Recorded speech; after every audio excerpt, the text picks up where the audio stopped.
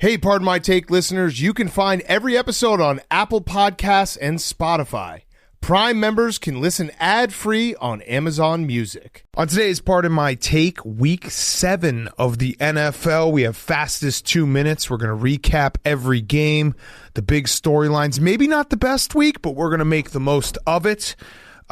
We also have Who's Back of the Week. We have Football Guy of the Week, High School Football Guy of the Week.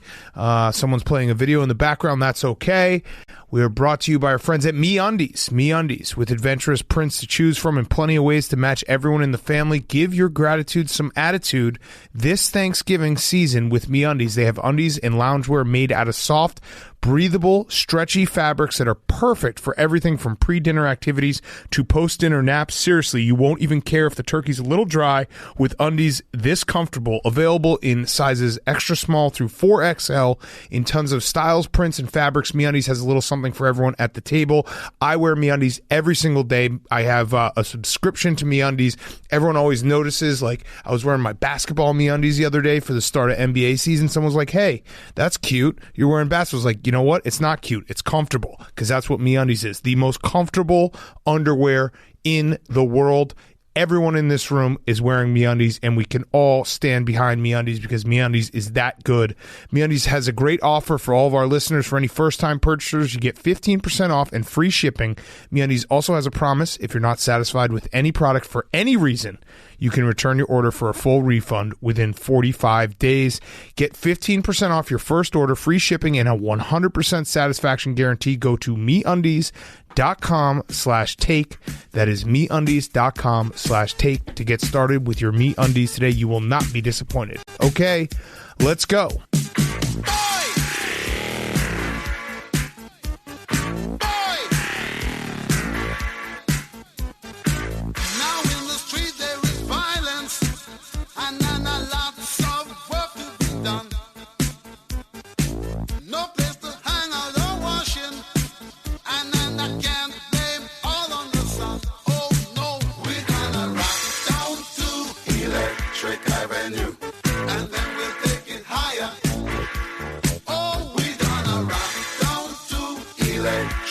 It's Pardon My Take, presented by Barstool Sports. Welcome to Pardon My Take, presented by MeUndies. Today is Monday, October 25th, Week 7. What?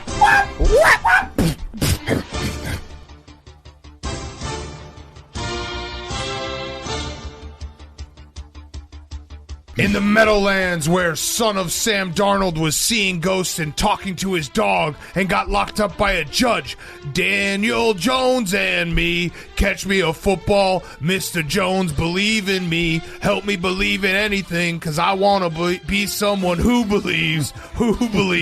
That was our good friends, the Counting Crows. Jabril Red Hot Chili Peppers and the Giants are fighting through scar tissue to get in the win column as Sam Darnold saw the football in his hands and said, give it away, give it away, give it away now. Giants 25, Panthers 3.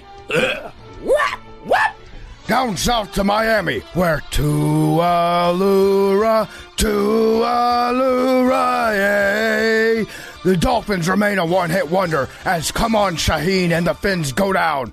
Russell Gage against the machine said, fuck you, I won't do what you quarterrail me. And Dolphins fans want to light themselves on fire like a Buddhist monk after watching this game. The Falcons, 30. The Dolphins, 28. Some spread. In Foxborough, where Mac-Man Jones got into a fistfight and didn't need security to step in around the Jets this time, Mike White Men Can't Jump has his owner Woody Harrelson Johnson looking for the nearest ledge. Brandon, you gotta know when to hold them, know when to bolden, as he and Kendrick Rogers Bourne lit up the scoreboard all day. Robert Salala, wait till I get my money right. Can't tell the Patriots nothing as the Jets continue to live in a beautiful, dark, twisted fantasy. Donda está the Jets offense. Patriots 54, Jets 13. Bumbo, rumbling, stumbling, bumbling. In the frozen tundra, the Washington football team sang, I was gonna win the game, but then I got high. Ooh, I was going to reach out and break the plane, but then I got high. Now we're 2-5, but I know why. Why, Boom? Yeah, because I got high, because I got high, because I got high, Nikki. Packers 24, the Washington football team 10. To Baltimore, where Jamar Chasebook and the Bengals are rebranding into a positive for society as coach Mark Zuckerberg Taylor is looking thick on his surfboard, riding the wave to the top of the AFC North. Save the drama for Uzama as the Bengals tight end scored twice and said talk to the hands. Papa John Harbaugh has to work the word bungles out of his vocabulary as he'll be eating sad Urban Meyer pizzas after this one. Bengals 41. Ravens 17. Huh? The Bengals? The Bengals? Huh? In Nashville, where Mike, that shit Vrabel has the Titans balling so hard motherfuckers want to find him. AJ Teddy's Brown caught 8 sets of balls, and this loss is tough to swallow for the Chiefs. The Chiefs losing by 24 shows you that Chad any given Sunday, anything can happen. The Titans 27, the Chiefs... The Bengals? In Tampa Bay, and let me be the first to congratulate a young Tom Brady on his 600th touchdown pass. Congrats on the 6th. Leonard Skinner Fournette broke the plane. Too soon, Boom. While an equipment manager went up to a fan and said, "Give me back my bullets." As for Chicago, they call him Justin, why do the Bears even take the fields? Because, man, do these guys fucking suck. Bucs 38, Bears 3. In Las Vegas, where Jalen, I will let you down. I will make you hurt.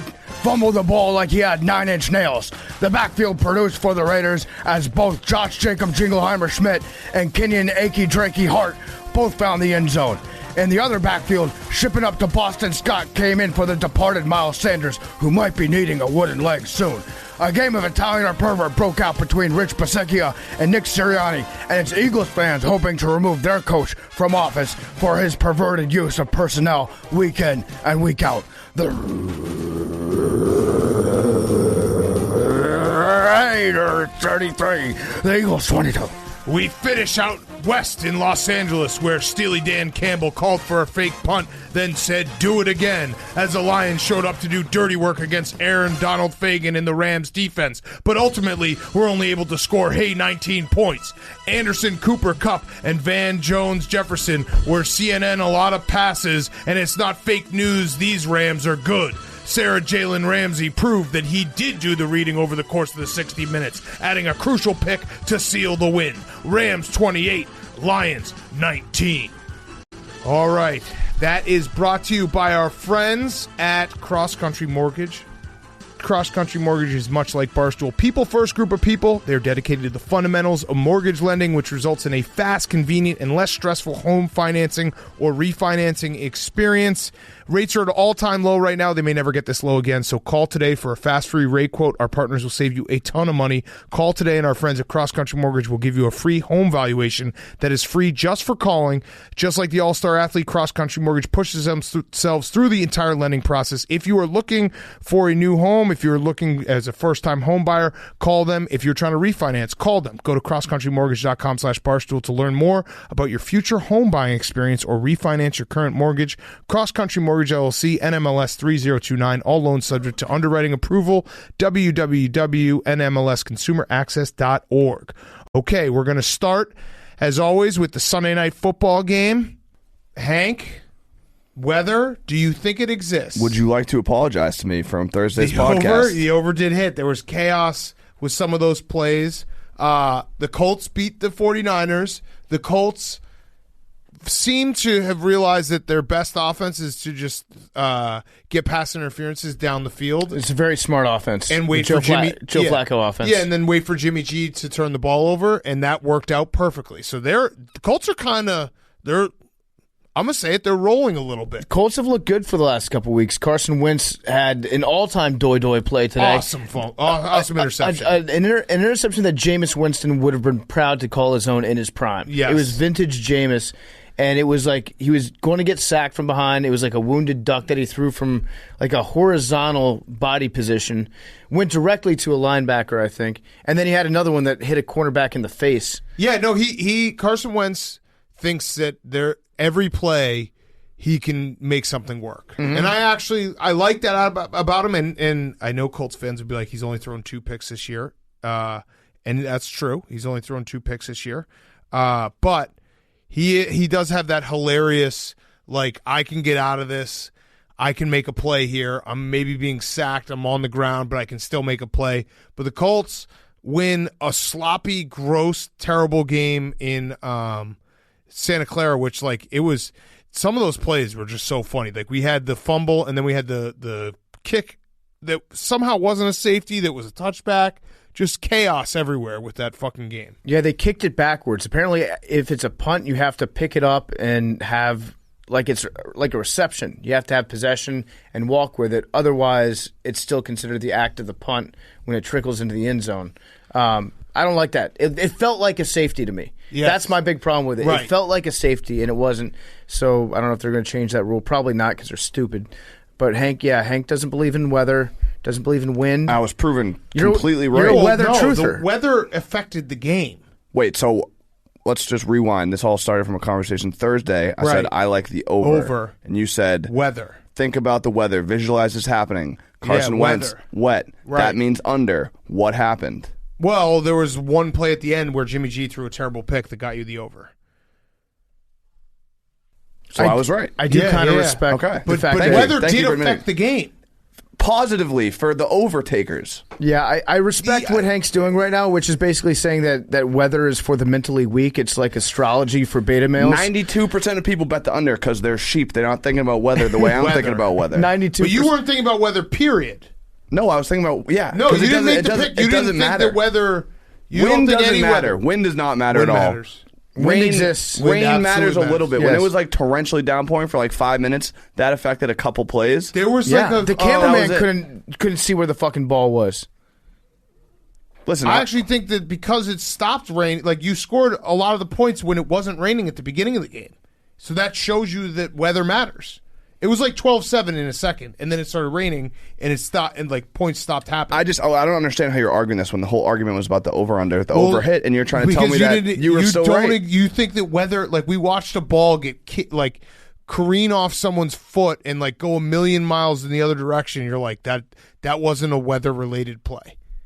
It got to the point where you were just denying that weather exists. Like there was fumbles, like a receiver would just drop a ball that was perfectly placed in their hands, and you'd be like, that was just a bad play. It had nothing to do with the rain. Yeah, you were like, you get paid millions of dollars to catch that. You got to catch that ball, which is true. Like, you were right.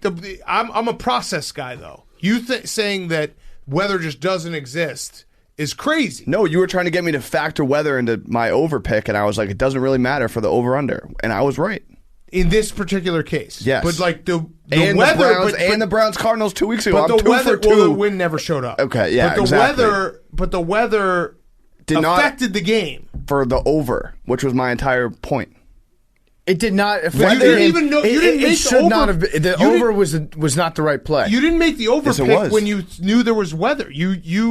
You weren't even looking at the weather. No, I listened to you, my trusted colleague. You chalked me out of it, and I listened to you. My mistake will not happen again. Oh, okay. I just like the idea that you think that like rain and wind have no effect on a game. Not on over-unders. Ever. No. What about the Grapple game? In a you remember that tornado. If they have to play a game in a tornado. No, he said tornadoes is real wind. Yeah. Okay. Tonight's game, 81% chance of rain. Which one? Monday Night Football. Monday Night Football. So that's Seahawks Saints. What are you going to do? Over? In Seattle. I gotta look into the numbers. I'm saying the weather's not gonna that's not gonna be. I obviously have a lot of numbers and a lot of data points that I'm checking. You got to check Geno Smith in the rain. One of those data points is not weather. Got it. I just was like, there was a couple plays that were just like, that's because they're soaking wet and the ball is so slippery, and you're like, that has nothing to do with it. Yeah, you're a player apologist. These guys get paid millions of dollars. Well, good win, and good win for the Colts. I don't really know what the Niners are at this point. They're a very confusing team. They're very confusing. They seem like they should be able to still out physical their opponents. Right. But yeah, I don't know. I don't think that Jimmy G is, what would Binman say? Jimmy's not a G. Not a G. Yeah, I just don't. They are a very confusing team because it feels like they're not. They don't have the quarterback they want long term. You know what? Trey Lance also needs time. I'm just gonna say they need Kittle back. Kittle's a great player, great friend of the show. We love everything that he does. Once Kittle gets back, I feel like all the pieces are in place for the Niners to make a run. There you go. Okay, next up, the big story of Sunday. It was a bad Sunday. Let's just say it. I feel like the NFL owes me for this Sunday. Do you know what this Sunday was? It's when you ask a parent, like, who's your favorite kid? And you're like, I love them all. Like this, listen, you got to say that. You have to say that. But really, this Sunday sucked. Every Sunday isn't equal. It was a bad Sunday. There were no real close games except for like one or two at the beginning. I'll put it this way: the big headline from this week is the Bengals are good. So that's the first game. A good team. No longer are they just good in terms of grading on the curve of being the Cincinnati Bengals. Now they are actually just good as far as NFL teams go. They are. So the first game, let's do it because that is the headline of the week. The Bengals 41, Ravens 17. If the playoffs started today, and I think we're week 7, we can start doing that. We're okay doing that. If the playoffs started today, your number 1 seed in the AFC is the Cincinnati Bengals. I love it. That's incredible. I love it. And you know what's even... Clap it up. Clap it up for the Bengals. Good job, Bengals. Good job, Bengals. Clap it up for the Bengals. And somehow, Joe Burrow's hair, it looks better at the end of the game than it does at the start. It was... So I actually, we were locked in on this game. In a weird way, like the Bengals' second half, they absolutely torched the Ravens. They were big plays down the field. We'll talk about Jamar Chase in a second. What was crazy was I thought Joe Burrow in the first half was like he was playing at a level where I was watching it, and every single play he was under pressure. He was like a second away from getting sacked. Everyone was covered, and he was able to like manufacture a few points and not, turn the ball over, not give up that huge sack, fumble, whatever it may be. Like in a weird way, his first half, even though the numbers weren't great in the first half, was like super impressive to me because he just has insane poise in the pocket for a second-year guy. I think that if you were somehow able to run the numbers on plays where Joe Burrow gets hit, he probably has the best quarterback rating of any player in the league right now. It's almost like he doesn't see, he knows that it's coming, but he's still able to deliver like a super, super hard pass. A tough motherfucker. Very tough motherfucker in the face of pressure. They were awesome today. They scored 21 unanswered points. Yes. I want to know when the last time the Bengals scored 21 unanswered points against a division leader this late in the season, because I'm pretty sure it would be one of those stats where it's like, never. It was the Eisenhower administration. Yes, maybe with Boomer. Yeah. It was a shit pumping, I think. No, it was the second half definitely was. Yeah. And so this is where I wouldn't freak out if I were a Ravens fan because that's a bad loss because it's a rival in the AFC North. But the Ravens had been riding like a crazy, crazy emotional roller coaster. And even starting with the Chiefs win, and then you have last week where they absolutely kill the Chargers. They win the Monday night game against the Colts in dramatic fashion. It felt like eventually it was going to like slow down, and it did in the second half. That's not to take away from the Bengals, but I'm saying more if you're a Ravens fan, I wouldn't freak out about this game. This was what the team looked like when you thought at the start of the year after all those injuries, where they were losing running backs like they're spinal tap drummers. You were like, this is going to be a tough season to get through until we get healthy. Fortunately, they're getting the bye right now, but this is what Good time to have the bye. Great time to have the bye. Back to the analogy that we had on Friday. Yes. This is like... It's not very. It's a little bit early still for. It's like a 12 o'clock for the Ravens. lunch. This is like if you come into work hungover. You skip breakfast and you take lunch at 12 o'clock on the dot. Mm-hmm. So you guys can get healthy. The Bengals also have a bye next week because they play the Jets. And so I've got news for you guys. But look at this. I took a look at the rest of the schedule. Greeny's going to be upset about that one. Upset, He's probably going to make that same joke tomorrow morning. I'm going to get some nasty DMs from my man Greeny. But if you look at the rest of the schedule for the Bengals, I have some breaking news for you. Yeah. The Bengals are going to have at least 10 wins this year. Yeah. They could have 11 wins very easily. They're the number 1 seed. They are a very, very good team, and their defense is really fucking good. Like, they are now, I don't know advanced stats and all that stuff, but just the eyeball test, I'm going to say they're a top 10 defense. They have 19 sacks so far. I think they sacked Lamar 5 times today. Sam Hubbard got him twice, 2.5 sacks for him today. Yeah. They were all over the place. So, and then Jamar Chase right now, he is on pace. So he had 8 catches for 201 yards and a touchdown. He's on pace right now, and obviously 17-game season, so everything changed, whatever. He's on pace right now for 85 receptions, 1,831 yards, and 15 touchdowns. That would crush what is universally known as the greatest rookie season of all time in Randy Moss. Randy Moss had 69 catches, 1,300 yards, 17 TDs. The 17 TDs are insane. But he is on pace to have what would be the best rookie wide receiver season of all time.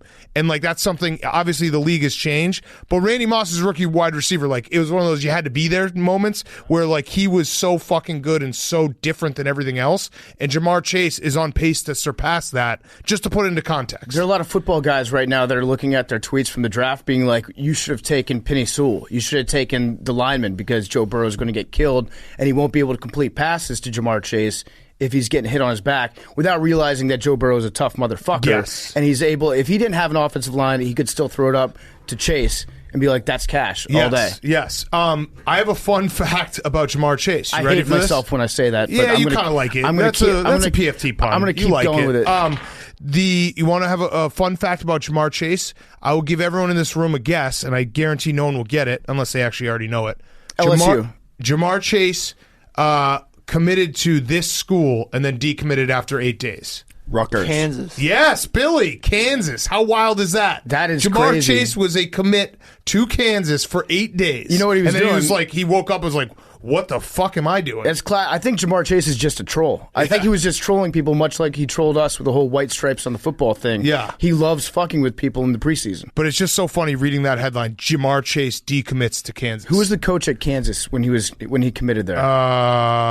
Fuck. I don't know. I don't know my Kansas. Was that Les Miles No, it at might that have been point? Les Miles. Yeah, probably. Okay. It might have been Les Miles. Check didn't clear. Yeah. It probably was Les Miles. Kansas had quite a weekend because they were... That was basically a win. I'm counting that as a win for the that was a program, win for yeah. Kansas. Also a hilarious move that they just invited everyone to come in. They're just like, And tickets aren't real. They're like, the doors are open. Please come try to get this win for us. Mm-hmm. And just a heads up to Oklahoma, I know we talk college football on Wednesdays. David Beatty, don't ever wear those uniforms again, Oklahoma. Those are upset uniforms. They're bad uniforms. When they have those stupid, the sleeves are maroon and the white, it's such a bad uniform. Too cute.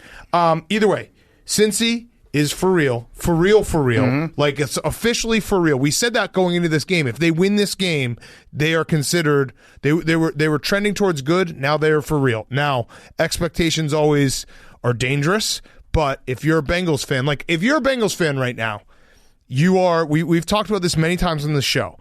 But if you're a Bengals fan right now, you are probably taking today off and consuming every piece of media that you can consume, because this is the best you have felt in a very long time. You can't even say that, in 2015, I think they went 12-4, but that was still Andy Dalton, Marvin Lewis. They haven't won a playoff. There was, I feel like in those years, there was always the shoe was going to drop. The Bengals were good, but you knew that it wasn't going to be anything real. This is real. This is as real as it gets. Probably as good as you felt since that the Carson Palmer season, where Kimo Van Ohoffen rolled into his leg on that first touchdown pass in the playoff game. Right. That was real. If you're asking, is this Bengals team smoke and mirrors? I love that phrase. And they're like, I don't know, they're kind of smoke and mirrors. No. They're for real. This is not smoke and mirrors. Yeah, so this is enjoy your moment, because Bengals fans, you should be reading everything. You should be watching SportsCenter nonstop. This is one of those days as sports fans, you don't get them very often, especially if you're a Bengals fan, where you can just be like, I'm going to record SportsCenter and watch these highlights over and over and over again. I'm going to make sure that I don't leave I'm going to watch the pregame show on Monday Night Football because they're going to talk about the Bengals. All this stuff is what makes being a sports fan great. You know what this is? This is wear your Bengals jersey to school season. Yes. On a Monday. Yes. Because you're happy and you're celebrating. I'm happy for the Bengals fans because it obviously has been bad. And Joe Burrow is such a likable guy and he's so fun to root for. So congrats, Bengals fans. That's a huge win. Obviously, there's a lot of season left. Mm-hmm. But this was the big story of the day. Because they didn't just win. They kicked the shit out of the Ravens. Again, 21 unanswered points in the second half against the Ravens. Pretty good. Yeah. All right.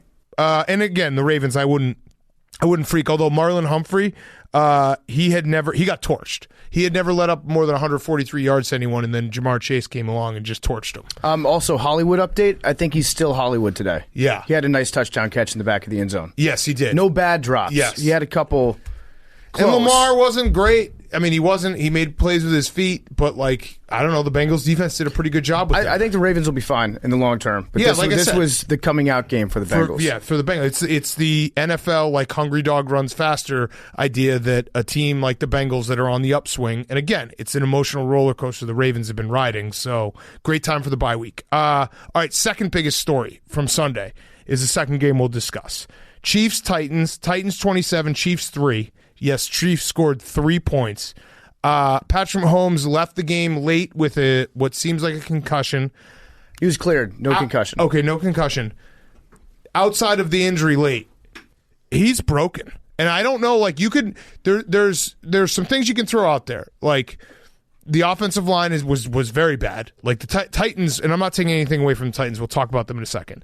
The offensive line was bad. Patrick Mahomes does kind of have to do it all with their defense. You know that you have to be perfect, so I think there's that extra pressure.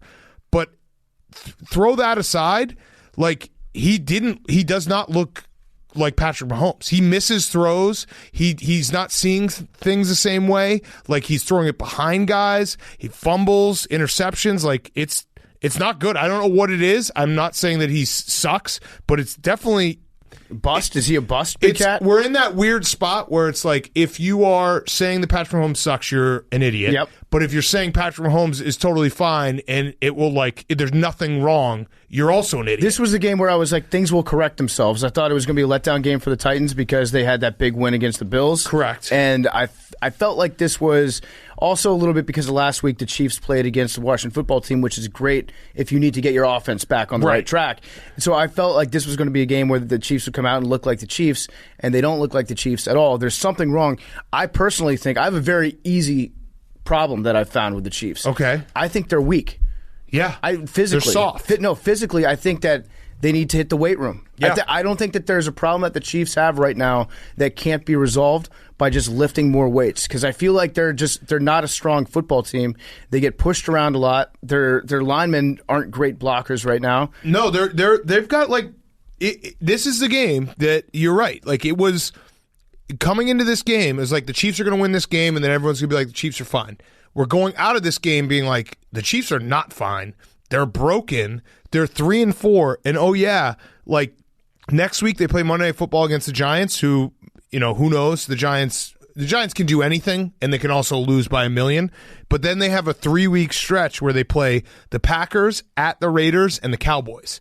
So we could be sitting here in 4 weeks, in a month's time, and be hey, the Chiefs are 5-6, and what's going on? It'd be crazy if we get a graphic for the playoff picture and the Chiefs aren't in the hunt.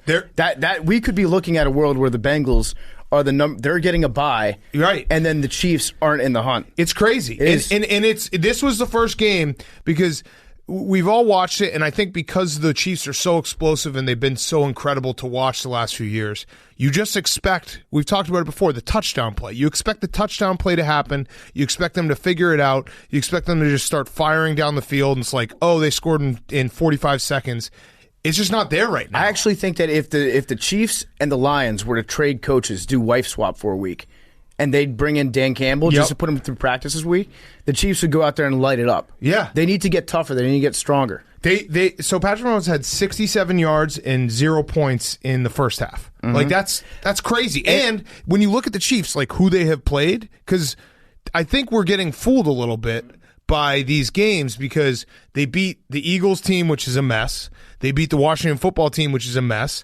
And they beat the Browns week 1, who, remember, the Browns kind of bullied them, and they were able to win that game.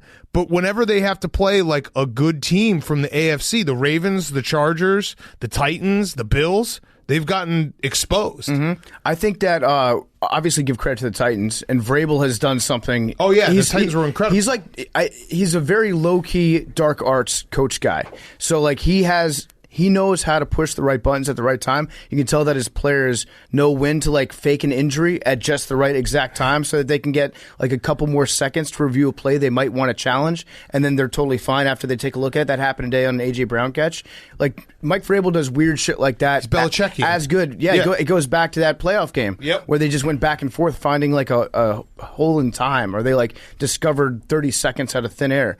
Vrabel is a really smart guy. He gets a rap as being meathead head head coach because he is, but he's He also said he would cut his dick off. he's also a very smart meathead head coach. Yes. No, and the Titans deserve a ton of credit. Their defense was great. Their defensive line was awesome on Sunday. Like they weren't even blitzing. They were just beating the Chiefs. And the Chiefs offensive line's a problem, but the Titans deserve credit because every time we talk about the Titans, we're like, but their defense. Well, their defense showed up, and also they're like the scariest team in the world to have to come back against because that second half they were just running Derrick Henry and getting like first downs, and then every now and then okay, we'll just run play action and hit AJ Brown, who was awesome. And there's nothing you can do when you're down against them. Derrick Henry with an all-time bad read at quarterback, though. Oh yeah, but Ryan Tannehill was wide open. They had another guy in the corner who was wide open. He went with his first read. Got to get through the progressions a little bit faster. Derrick, when he throws a football, it looks like he's throwing a Twix. That's how small it looks in his hand. It doesn't look natural. It's like, well, that's just a giant throwing a football. But yeah, Derrick Henry, we keep waiting for Derrick Henry to slow down. I don't think he's going to slow down. He didn't have 100 yards today, but he was still effective. And yeah, Derrick Henry had more touchdown passes than Patrick Mahomes today. The Chiefs that's the dumbest thing in the world. The Chiefs called a sad field goal. Yeah, well, so it was kind of sad. No, it wasn't. So it was pretty sad. It wasn't sad because it was in the third quarter, and it was the start of the third quarter. And also, the math actually makes sense. I think a sad field goal has to be in the fourth quarter or down by like 40 plus. They were down, what, 27-0. So they scored. They kicked a field goal to be down 3 touchdowns in 2-point conversion. It's kind of sad. It was 10 minutes. I rank it like a 4 out of 10. It was 10 minutes left in the third quarter. Yeah. So it was just the start of the third quarter. So I don't think that's not sad territory yet. Like that was enough possessions where you could be like, oh, yeah, all right, the Chiefs, they could score some touchdowns, 2-point conversions. That could work. Travis Kelce had a great rugby offload in this game. I've been telling you the last couple of weeks, Travis Kelce is looking to pitch the ball back all the time when he catches it about 7 to 12 yards off the line of scrimmage. And it was a sick pass, It too. was. It was like a fucking laser beam out to the sideline. He's also going to fumble doing it because he tried to do it later on in the game, and it was almost a fumble. So that's definitely going to happen. Travis Kelce definitely starts feeling himself a little bit. He's like, he is the guy that's like, remember, it's National Tight End Day. Yes. Which, can I permission to go there? Yeah. I'm done with National Tight End Day. Whoa. Wow, George Kittle's going to be very upset. I love Kittle. No, you don't. It's his project. Is it really? Yes. I think he would even he would be embarrassed by he would be embarrassed by how much shine and spotlight the tight ends are getting today. I think that was the whole point. Get back to the basics. I think that's why they did it. Yeah. I'm just saying you can't go around inventing holidays for yourself. It is a little ridiculous that people like I watched National Podcast today because like to be fair, I will make a giant deal out of that. I walked in and Stephen Che, our coworker, was like, "Hey, just so you know, it's National Tight End Day." I was like, one, I did know, and two, are we supposed to say something? It's a classic Stephen Che. Yeah. Like he could get really into that. He'd probably order a commemorative shirt a month in advance so it would arrive by National Tight End Day. Yeah. And like pick it out just to wear today. Come on, let's go, Cam Brate. Yeah. So I'm not going to say anything because it's our friend Kittle's creation. So okay. I support our friends. Well, I'll be the bad guy. I support our friends too. Yeah, sounds like it. Yeah, sounds like it. I love Kittle. I just think that, do you really love him? At some point, you gotta work under cover of darkness too. What do you say, Billy? They should just make it National Blocking Tight End Day. Yes, I like that. Yeah, okay. It's just blocking tight end. If you yeah. catch balls, that's Yeah, Kelsey's basically a wide receiver. Yeah, exactly. Billy will tell you the special forces work in silence. They don't need credit, right, Billy? Yes. The Chiefs are broken. Like they're broken. If you think otherwise, you're deluding yourself. Because like I said, if you just go through their schedule and who they've played 4 of the outside of the Bengals, who are the best team in the AFC right now. I'll say it again. They've played the next 4 best teams in the AFC, you'd say, right? Like the Ravens, the Chargers, the Bills, and the Titans are those next 4. They lost to all of them. So it's a real problem. Go ahead. Some people want the Chiefs to be your new pinky team. No, absolutely not. That's a terrible idea. I mean, no, absolutely not. That is an I have awful a pinky idea. team. They're the Colts. I'm not. That would be insanity. Be ballsy. Patrick Mahomes.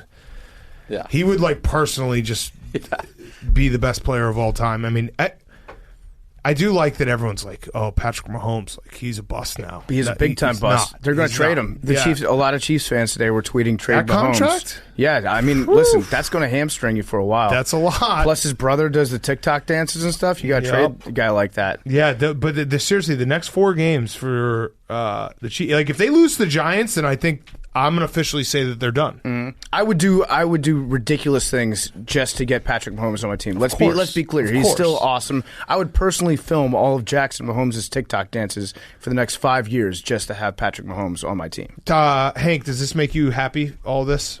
Yeah. Yeah. Well, because people were anointing the Chiefs the next great dynasty in the AFC? Yeah, and it's kind of, it all comes back to Tom, Tom is just the dynasty destroyer. Yeah. He is. Wouldn't that be Eli? Eli is 1. Tom's broken like 10. I have a feeling he has broken like a few teams. The Falcons never been the same. There's so many teams that, without Tom Brady, they think they would have had 4 championships. The Chiefs, I guess the Chiefs, without Tom Brady, should have 3. My theory is that is true. That is true. Tom Brady is going to play until Arch Manning gets to the NFL just so he can beat him and then as payback against Eli. Yeah, and be like, walk okay, off that I've game. Done it. Yeah. All right. Next up, Packers Washington football team. Taylor Heineke stinks. He can drive a couple doy-doys today. No, he can't, Hank. That's the thing about Taylor Heineke is he throws the softest ball maybe in the NFL. No, he's saying he can drive lead the a team. Yes. Oh yeah, he can. If the football field ended at the 5-yard line, Taylor Heineke might be the best quarterback in the NFL. Unfortunately, it doesn't. It goes all the way to the end zone, and he had some major doy plays today. The one where he dove. I mean, it's the ultimate doy. He dove for the end zone. Didn't break the plane before he landed, and they changed the rule a couple years ago because I remember it fucked us on the football team, then the Redskins, when Robert Griffin dove one time forward, and they just dove and landed on the football and fumbled it everywhere.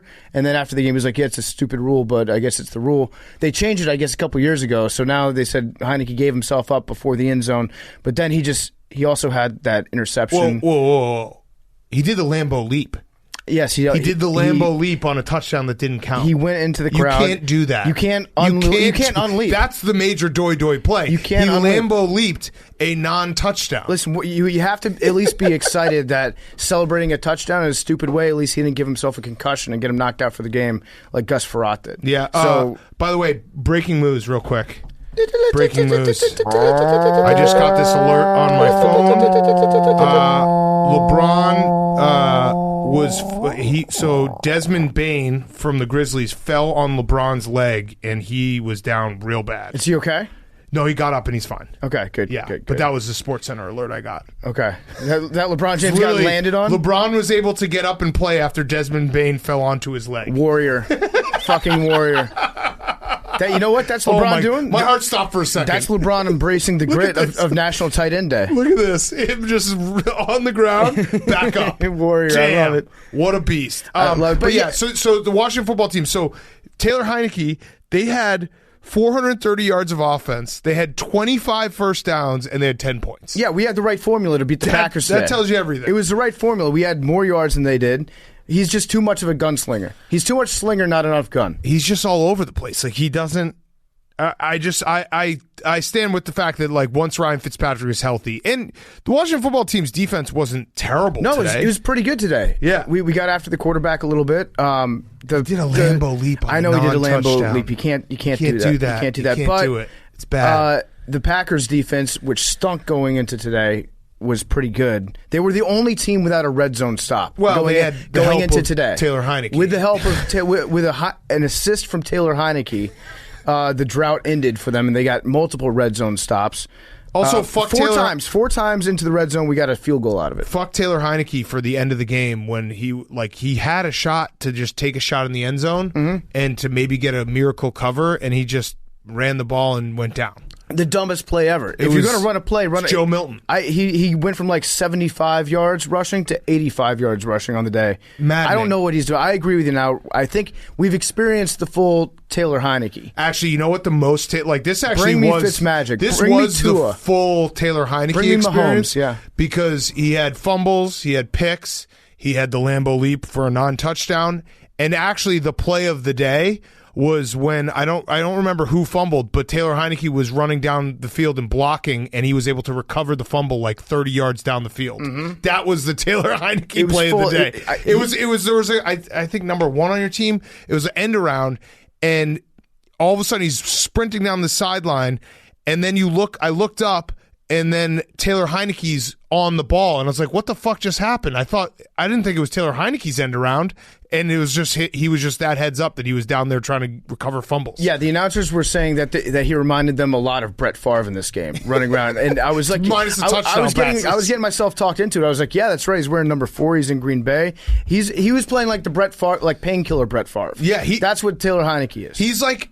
He can do everything but score touchdowns. Well, he loves diving for the end zone. Yeah. We've been saying this. You give him a pylon and he'll knock it over, but he found himself in the middle of the end zone and he didn't know how to reach out correctly and break the plane on that. I really do think that it's a different game if he scores that touchdown. I've like, not to pat myself on the back, but he is diet Ryan Fitzpatrick. He's Ryan Fitzpatrick. Everything Ryan Fitzpatrick is, but like without actually scoring touchdowns. It's just chaos whenever he's playing, and it's fun chaos sometimes, but then he doesn't actually like.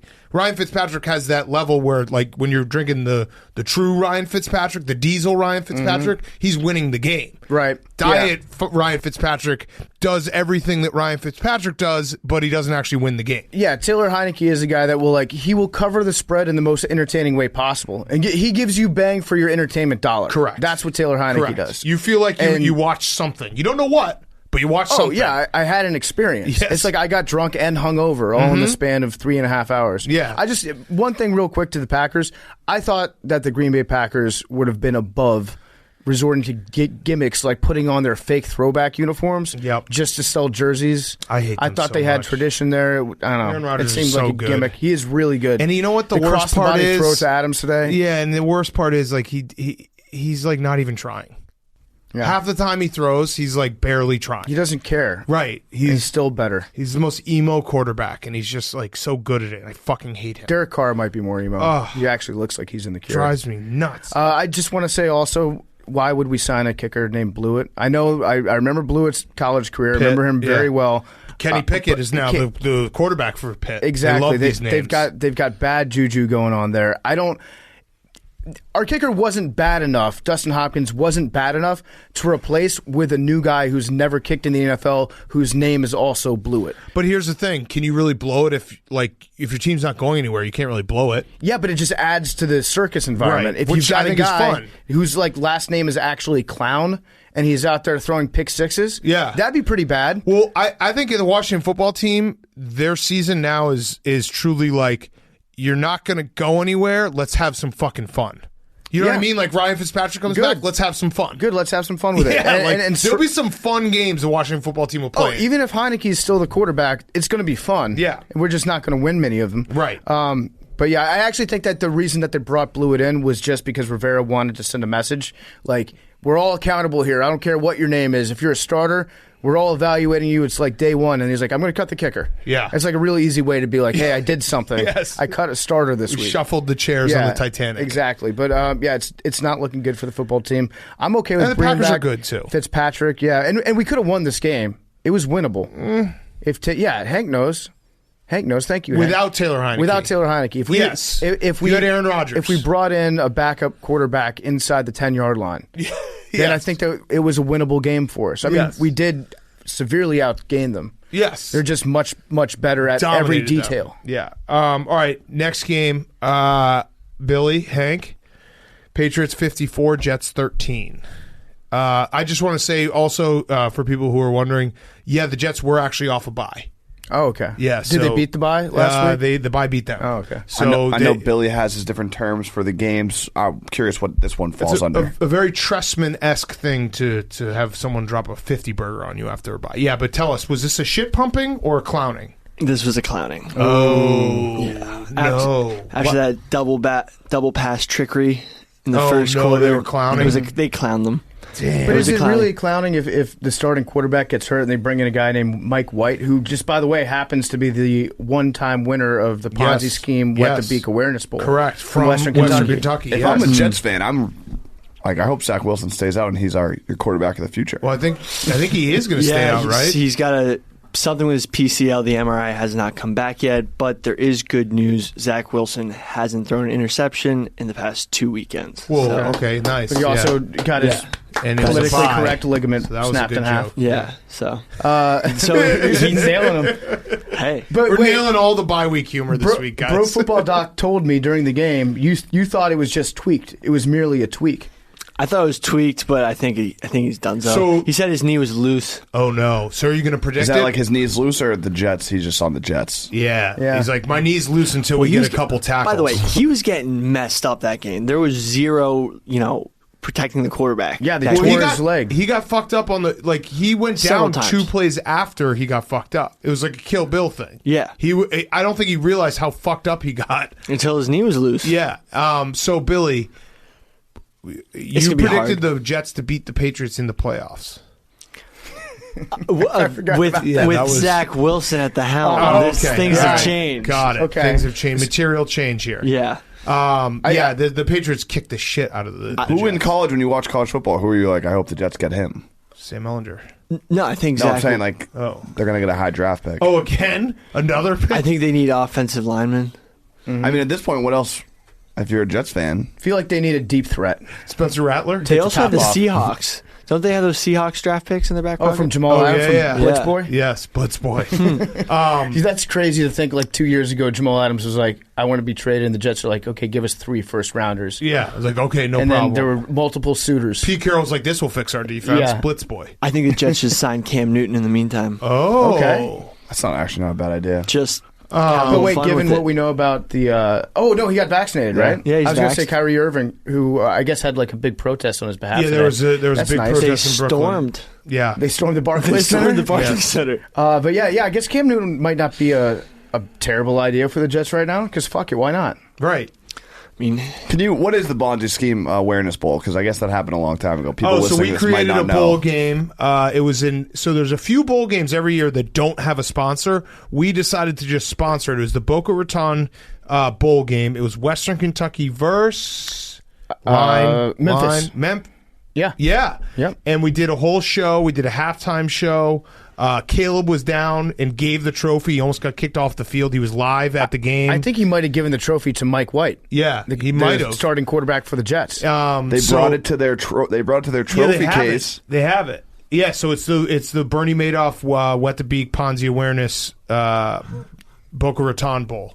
Presented by Pardon My Take, presented by Barstool Sports. Yes. So it was a whole thing. It was great. One time only. Yeah, one time only. It was, and he has it. Right. He is. That's worth a lot. He's to me. in the record book. $500,000 at least. At least. You think if we showed up and were like, hey, can we get that back now that we know that it's worth a lot of money? We'll give you some signed jerseys. Didn't we? Wasn't it lost? Did we have the interns like wrestle at halftime? Yes. Yep. We Glenny put Glenny out like had to go to the for, hospital. Yeah, he cut his hand up pretty Glenny had to badly. go to the for hospital. like a $25 gift card. Outback gift no, card. it was or a something. $100 gift card that we had spent like $91. Oh yeah, we went to dinner before. We went to Outback. If you look back at that intern class, it was like Robbie Fox, Glenny Balls, Tommy Smokes, Hubs. Hubs and was they all there, had to like wrestle. and they just wrestled in a box that we taped up on the floor. Oh my god, That was a good time. But yeah, shout out Mike White. Good to see some alumni of that prestigious game proving themselves. Although to be honest with you, completely forgot about Mike White. When he came in the game, it felt like when you sign up for like a Facebook account, they give you that like black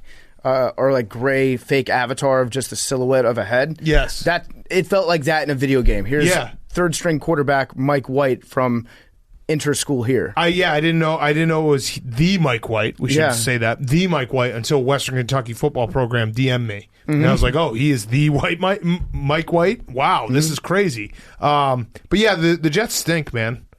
They're bad. Their coach has also become early front runner for the look in the mirror guy of the year. Yeah. He's said after a lot he needs to get a new line. Nick Sirianni might have him beat. He might. Yeah, I think that Nick Sirianni Salah's going to be a good coach in the long run. He's definitely like a great defensive coordinator, but he needs to learn some more lines. If you're going to be coaching on a team like the Jets or the football team or the Bears, any of these bad teams, you have to learn how to say things after losses. So you're saying the same things, but different words each week. Yeah. But he's become a big time, you know what, I got to look in the mirror, it all starts with me guy. Why doesn't any coach just get in front of the media and just be like, I'm fucking depressed? Yeah. Like, my team depresses me.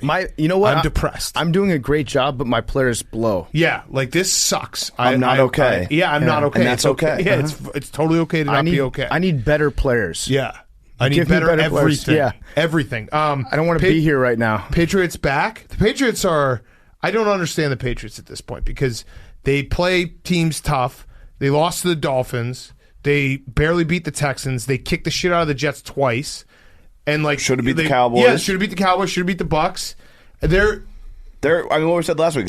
You see the Patriots on your schedule end of the season. You are not looking forward to that game. Yeah, one they bit. might be. They might be a team similar to what the Bengals were a couple weeks ago, where it's like they're trending towards good. They have 2 games against the Bills in December.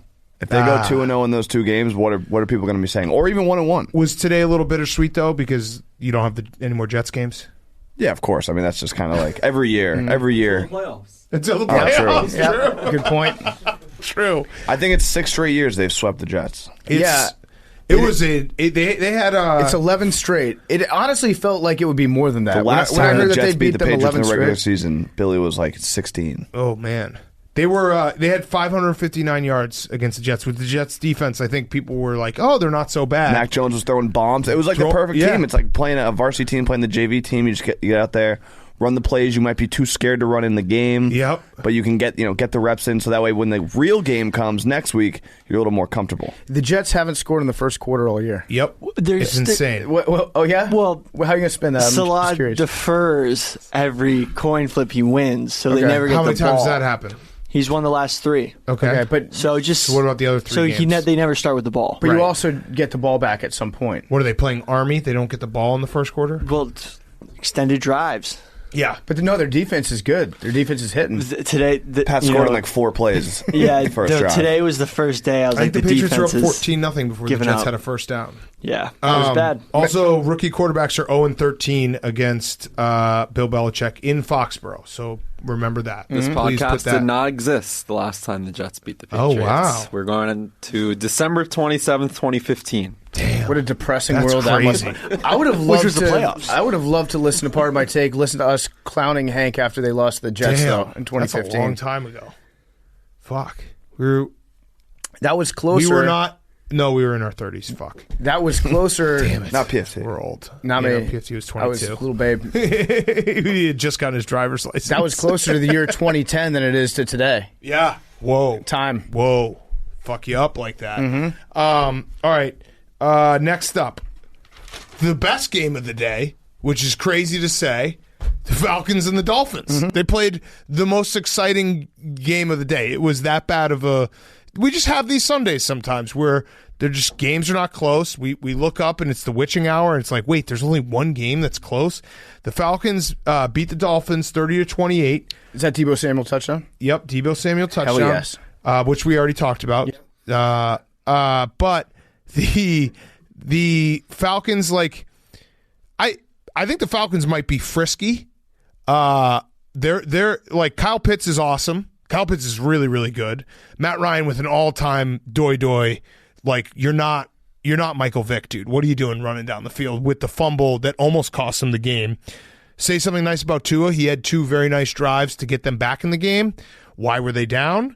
Because Tua threw one of the worst interceptions I've ever seen, where the Falcons threw a pick. The Dolphins are down 2014. They now have the ball at the Falcons 32. First play, Tua just, like, I don't even know what he was doing. He just threw it up in the middle of the field. Easy pick. But he did have 2 nice drives to bring him back. So there it is, Dolphins fans. I'm not being super mean to Tua, even though I still don't think he's the guy. Well, I thought this game was going to finally crown who is this season's Falcons. Is it the Falcons again for the 50th consecutive season, or is it going to be the Dolphins? And the Dolphins are more Falcons-like than the Falcons are at this point. The Dolphins are bad. The Falcons always are.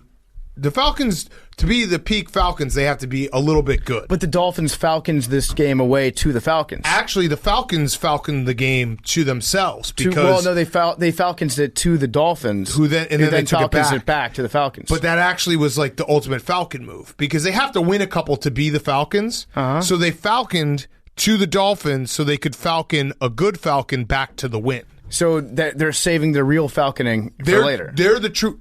If you watch that game, the Falcons are still the Falcons. They just were able to have one of the good Falcons. Like if we did the Billy, like the games you're trying to win, games you're trying to lose, the Falcons have to win a few games, and they still were the Falcons in their win because the way they gave up the game was very Falcon. I said out loud, I was like, they're Falconing this. And then they ended up winning, which they have to do to keep pure form of Falcons, because the pure form of Falcons is a team that's just good enough to make you believe, and then they fucking shit on themselves late in the game. Right, but are they good enough to make you believe when they beat the Dolphins? They're frisky. They're a frisky team for sure. They're 3-3, and they like the losses. Like, I know they got killed by the Bucs, but that game was close going into the fourth quarter, and then they started falconing. They were going to beat the Washington football team, then they started falconing. So, like, there have been the Eagles lost week 1. Who the fuck knows?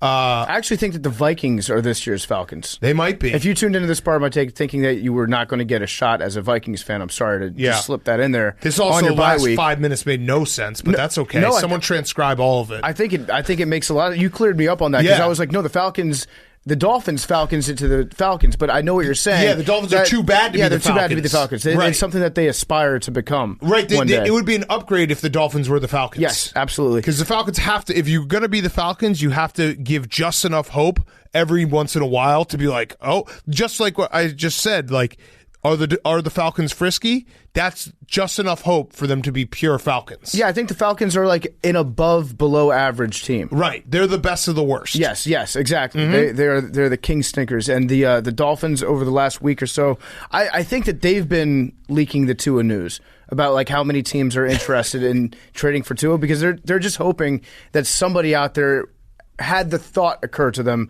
maybe we should trade for Tua, right? And they hear that Tua might be going somewhere else, and they're like, oh shit, I got to act now. Tua supplies are limited. Let me give you the call. Like, I'll send you like a second round pick. Right. They're kind of like hoping to beat out some of these offers that might be like laying dormant now. I don't think that anybody would want to trade anything significant for Tua right now.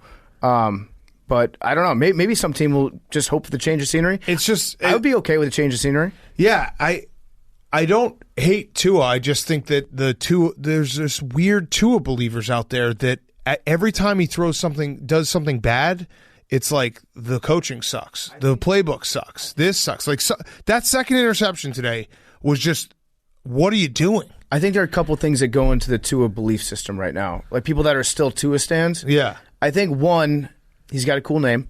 Absolutely. Looks cool in his uniform. Very cool in the uniform. Nice guy. Very nice. So he's very easy to root for. Very easy. And he's also a guy that you heard like 4 years ago on the message boards. Mm-hmm. Some teams were like, yo, should we start tanking for Tua right now? He was looked at as being like a can't miss type Andrew Luck prospect when he first starting on Alabama.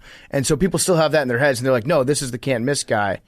We're not going to miss on him. We can't miss on him. Right. So it's dragging you down to like a long defense thing, which I get. I understand. No, I totally understand. I'm not. And he also, like you said, he had some good touchdown passes today. I think he threw 4 touchdowns today. He was good at the end of the game. Like the Dolphins needed 2 touchdown drives, and he provided that. So there are moments where I'm like, maybe I'm wrong. I don't know. Then that interception happens. I'm like, what is going on here? So.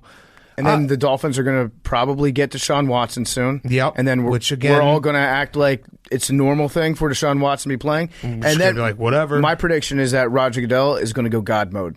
Oh. It's been a while since Roger Goodell has gone God mode on the league, but he has that power to be like, you know what? You're not playing. You're never playing. He can be like, I'm putting you on my secret list that I keep in a safe behind my M&Ms. Yes. And he can just be like, you're not playing this year. And Florio's going to lose his fucking mind looking for an explanation. Well, I think that Florio wants Goodell to go God mode. But he also wants an explanation. Yeah, he wants an explanation. He will demand for them to explain why he went God mode. Well, you know what he's doing? So Florio is advocating for Goodell to go God mode. But then when Goodell takes Florio up on that offer, Florio will be like, wait. We have a CBA here. Right. How does this jive with that? Right. This makes no sense. This is going to be a fight with the union. Yeah, and then Florio gets to write 40 more articles about the legalese behind the fight. I know what you're doing, Florio. Yep. Getting those clicks up. We see you. We see you. You're going to love this. You're going to love this. But yeah, Goodell is absolutely itching to just be like, I'm your lord. Yep. You are not allowed to play. Absolutely. And to be honest with you, like I probably wouldn't blame him in this circumstance. No, the minute he gets traded, Goodell's just going to press the button. Yep. Like not so fast. All right. Next up, Giants Panthers. Sam Darnold was a 3-point favorite on the road. This was I looked at it this morning. I was tweeting about it last night because like late on a Saturday night is when I really start being like, all right, what am I going to bet on? And I still, like, it made no sense to me. The Panthers, Sam Darnold was a 3-point favorite on the road. And I know the Giants have no one right now, but the Panthers are not good. And Sam Darnold, how bad do you think Sam Darnold wishes he could freeze time after week 3? Oh, yeah. And be like, this is the real Sam Darnold. Him and Teddy Bridgewater. Yeah. And the Broncos. Like, to freeze time, be like 3-0, we're good. Sam Darnold's passer ratings, this is going to be Mike Francesa-esque, starting in week 1. 102, 99.1, wow. 95.7, 85.5, 44.5, 55.6, and 57.3. Just basically halved and fallen off a cliff. And he is Sam Darnold. Yeah, I don't think that where people actually like, yes, Sam Darnold's completely fixed after those first 3 weeks. Oh, I think we wanted to. I think it was the perfect combination of I think at the end of the day, no one really, unless it's your rival, no one really roots against like these guys, these kids, because they're kids when they get drafted to like fail. And so you have that. And then you also have the Jets combo where everyone wants to be like, it was the Jets, not Sam Darnold. Everyone wants to laugh at the Jets and be like, look what Adam Gase and the Jets organization did to Sam Darnold. Just leaving town. You get your quarterback rating improves by 40 points once you step out of the state of New Jersey. So I think that was why we all were like, hey, Sam Darnold's fixed. Yeah. Also, the Panthers, the Saints, I was looking back at it, the Saints are the true like chaos team this year because I was like, why did I ever think the Panthers were good? The Saints went week 1, they beat the Packers 38-3. Like that alone, you're gonna look back and be like, wait, what happened in that game?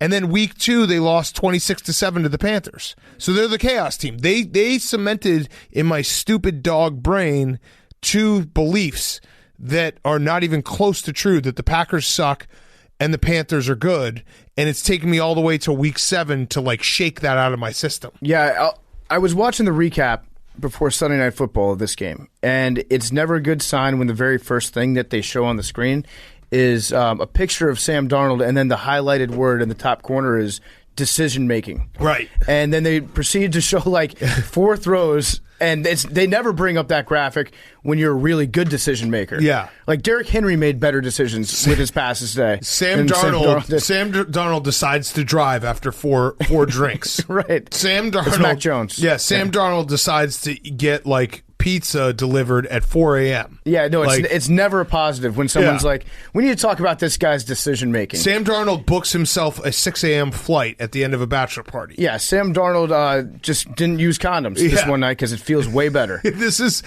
Sam Darnold's just base level. I mean, he did get mono, so he does have bad decision making. Like, he is the same guy. Right, his decision making has always been an issue with him.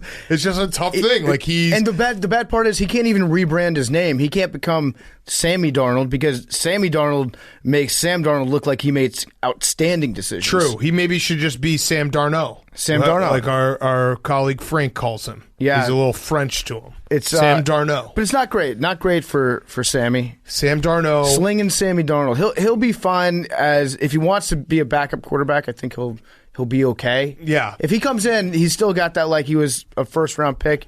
He played those couple really sweet bowl games in college.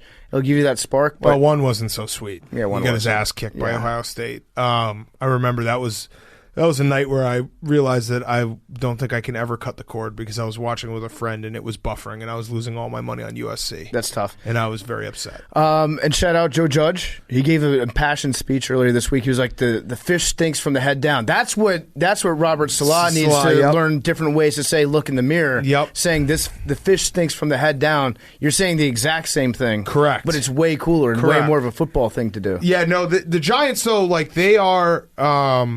I'd put them in the frisky category because they're so injured, and I don't know. Like maybe they could beat the Chiefs next week. I think the Chiefs are that broken that maybe the Giants go in there and just do something crazy. I've got my eye on the Giants because I think they're going to finish second place in the Beast this year. I think they're going to end up with like 7 wins. That's my prediction. For the Giants. 7 wins. I'm going to look real quick. It's probably not out yet. Do you think it's out? The Guess Whose Line Is It Anyway? The Chiefs versus the Giants. Chiefs versus Giants, and it's in See Kansas if you City, can find right? that. Yeah, it's Monday Night Football in Kansas City.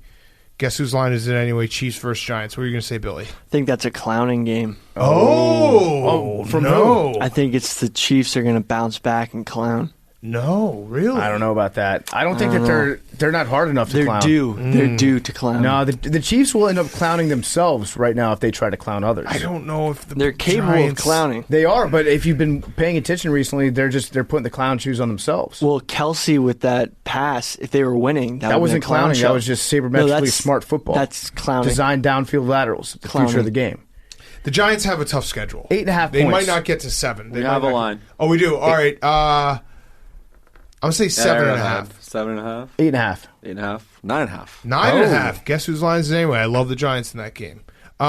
They might not have they have a tough schedule, but they're I've actually had like a good read on the Giants, when to bet on them, when not to.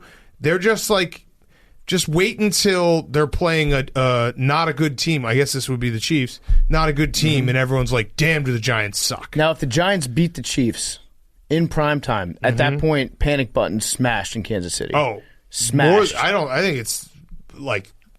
think the panic button has already been touched. People are asking, is this a curse of X Factor? Yes, probably. Since banning him from the stadium. Probably. Daniel Jones, by the way, played very well. I'm backing on Danny Dimes. I can't quit him. He's having a nice season. Like, he is. He is. It's all right. He is. He's taking care of the ball for the most part. And last game, what was it? Against the Rams, that was a bad one.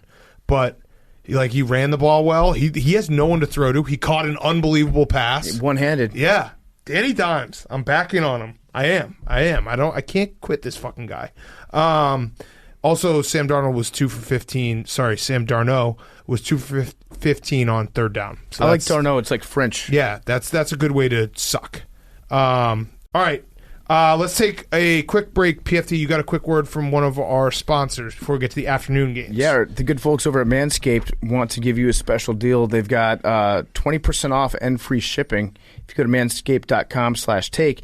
It's football season. You know what that means? It means that we're going for 2 here with the sponsors of today's show. Manscaped, blitzing through hairs has never been easier. It's time that you join the 2 million men worldwide who trust Manscaped by going to manscaped.com/take for 20% off and free shipping. It's 3 and out the window with all the other trimmers. Go tame that Wildcat offense. I like that football-based advertisement here. The world is starting to open up. They've got a Performance Package 4.0. It's from Manscaped. It's here to help you get ready. Inside, you find their brand new Lawnmower 4.0, the Weed Whacker ear and nose hair trimmer. You have the Crop Preserver ball deodorant and the Crop Reviver toner. Plus, you get 2 free gifts. You get Performance Boxer Briefs and the Shed travel bag.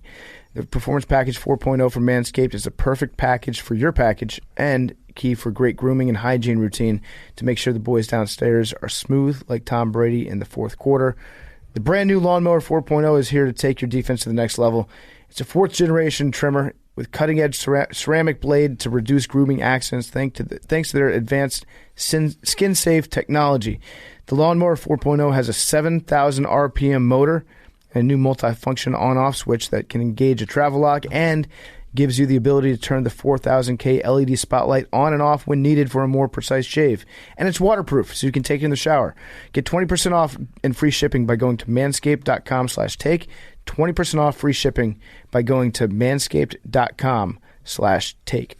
All right. Afternoon games. Cardinals, Texans. Yikes. Yeah. They were up 5-0. Texans were up 5-0. I was just shocked that J.J. Watt didn't get a touchdown pass. Yeah. I thought that this was going to be one of those revenge game things.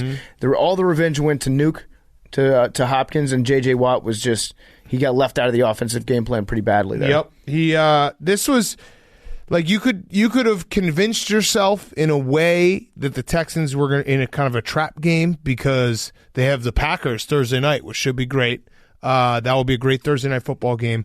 But it started 5-0, and you're like, oh, maybe the Cardinals are in trouble. And then you remembered that the Texans are borderline not in a professional football team. And yeah, this was like a total snoozer. The only big thing was like Zach Ertz. the Cardinals had a ton of weapons, and now they also have Zach Ertz, who looks like he wants to play now. Yeah, is Tyrod Taylor coming back? Or are we just saying we're going to get a year of Davis Mills? No, he's supposed to be. I think he's returning to practice this week, actually, in fact. Okay, thank God. Yes. Thank God. And you know what that means? I'm going to bet on the Texans this weekend. Yep.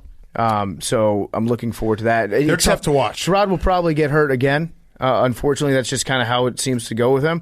But don't worry, Texans fans, because when Tyrod's in town, it means that the next guy is going to be your guy of the future. Davis Mills. Yep. Also, this had one of the stupidest roughing the passer penalties ever, because Kyler Murray, his head is at shoulder height for everybody else.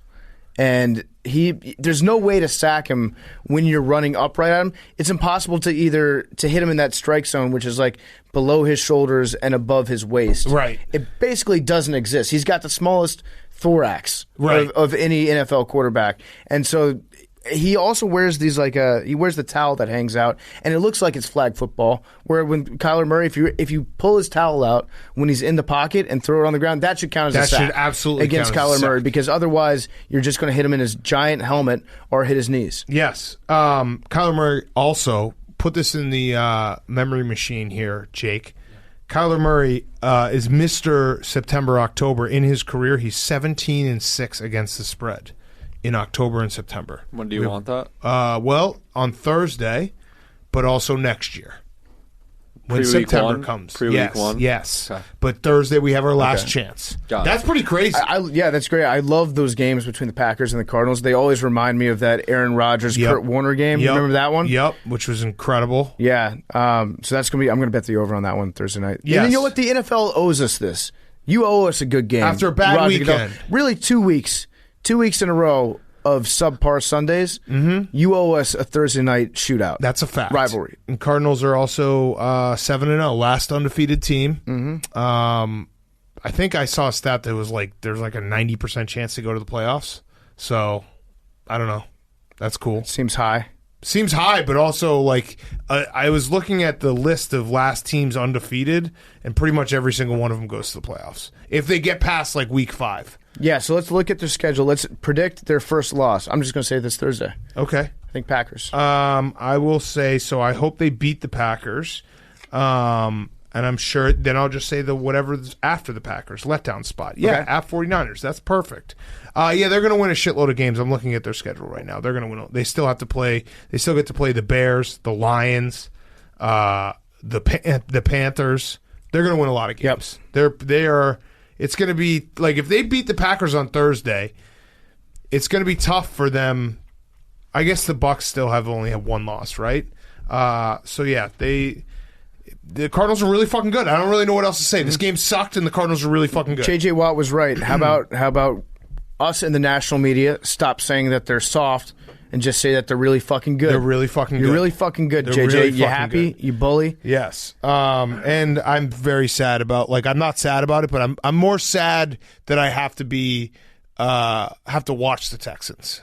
Yeah. It's it, depressing. It is. It's very sad. Very, very sad. How are they even going to get fans to show up for these games? I don't know. There's got to be a million better things to do in Houston. Absolutely. Without a doubt. On a the Sunday? Rockets are... I would rather go drive watch on a highway. I would definitely rather go watch a Rockets game. The Astros. Yeah, go hang we out. forgot about the Astros. Go fall asleep at root for Mattress some Mac's cheaters. house for a while. Go root for some cheaters. What were you going to say? Yeah. They're cheaters? They are. We'll get to that. We can talk some playoff baseball. It's a football show. That is football. It's a football show. Speaking of depressing, what were you going to say, Jake? One more thing from that game. Yeah. Oh, yes. Back to back. Clap it up for our guy. Scorigami. Jake gets his scorigami. I wish I could swap brains with you, Jake, because your Sunday is just so much more pleasant than mine. No. Yeah, it is. You're just positive. Yeah, but Big Cat, for can every gami that hits, think of all the ones that don't. Right. True. We're 2 But and I don't think 84 this season. I don't think that bothers Jake. I think he's No, it does. he's just the next Gami's the great one. No, but he wouldn't like it if it was an every weekend thing. Yeah. I don't know. You wouldn't want every game to go Gami. No. Right. It's the excitement. Right, exactly. At that point, it's not even scorigami anymore. Yeah. Yeah. The scorigami would become a game that had a similar score as another one. But I just can't imagine a world where, I walk out of my house on a Sunday, it's well, just hope there's a Gami. Like, and if I get one, damn, was that a great Sunday? And if I don't, it was also a great Sunday. I love the picture that Jake took next to the TV that had the score Gami on it. Like he was Wilt Chamberlain holding up his 100 points. It was like he was like, look what I did. Yeah, he was like a bowler bowling a perfect game. Yeah. At Congrats, the local Jake. lanes. You Look did at it. this. I root for you guys. Yeah, I know. I do. Yes. No, I know. Yeah. I'm very, very much aware, and I'm happy that you got a Gami. Thank you. It's a good thing what I'm saying right now. Okay. You have a much better outlook on life in general. You're than I do. healthier individual. You're mentally a lot healthier than I am on any given Sunday. All right, I when I'm in a appreciate it. torture chamber and you're just rooting for the Gommies. That's all. All right. Speaking of terrible football, Bucs 38, Bears 3. There's no like. I'm not going to get mad. It was that game actually gave me a headache. I got trolled by Jim Nantz and Tony Romo for 4 hours. The Bucs kicked the shit out of the Bears. Justin Fields does not look good. There's nothing I can really say about it. Like, he doesn't look good.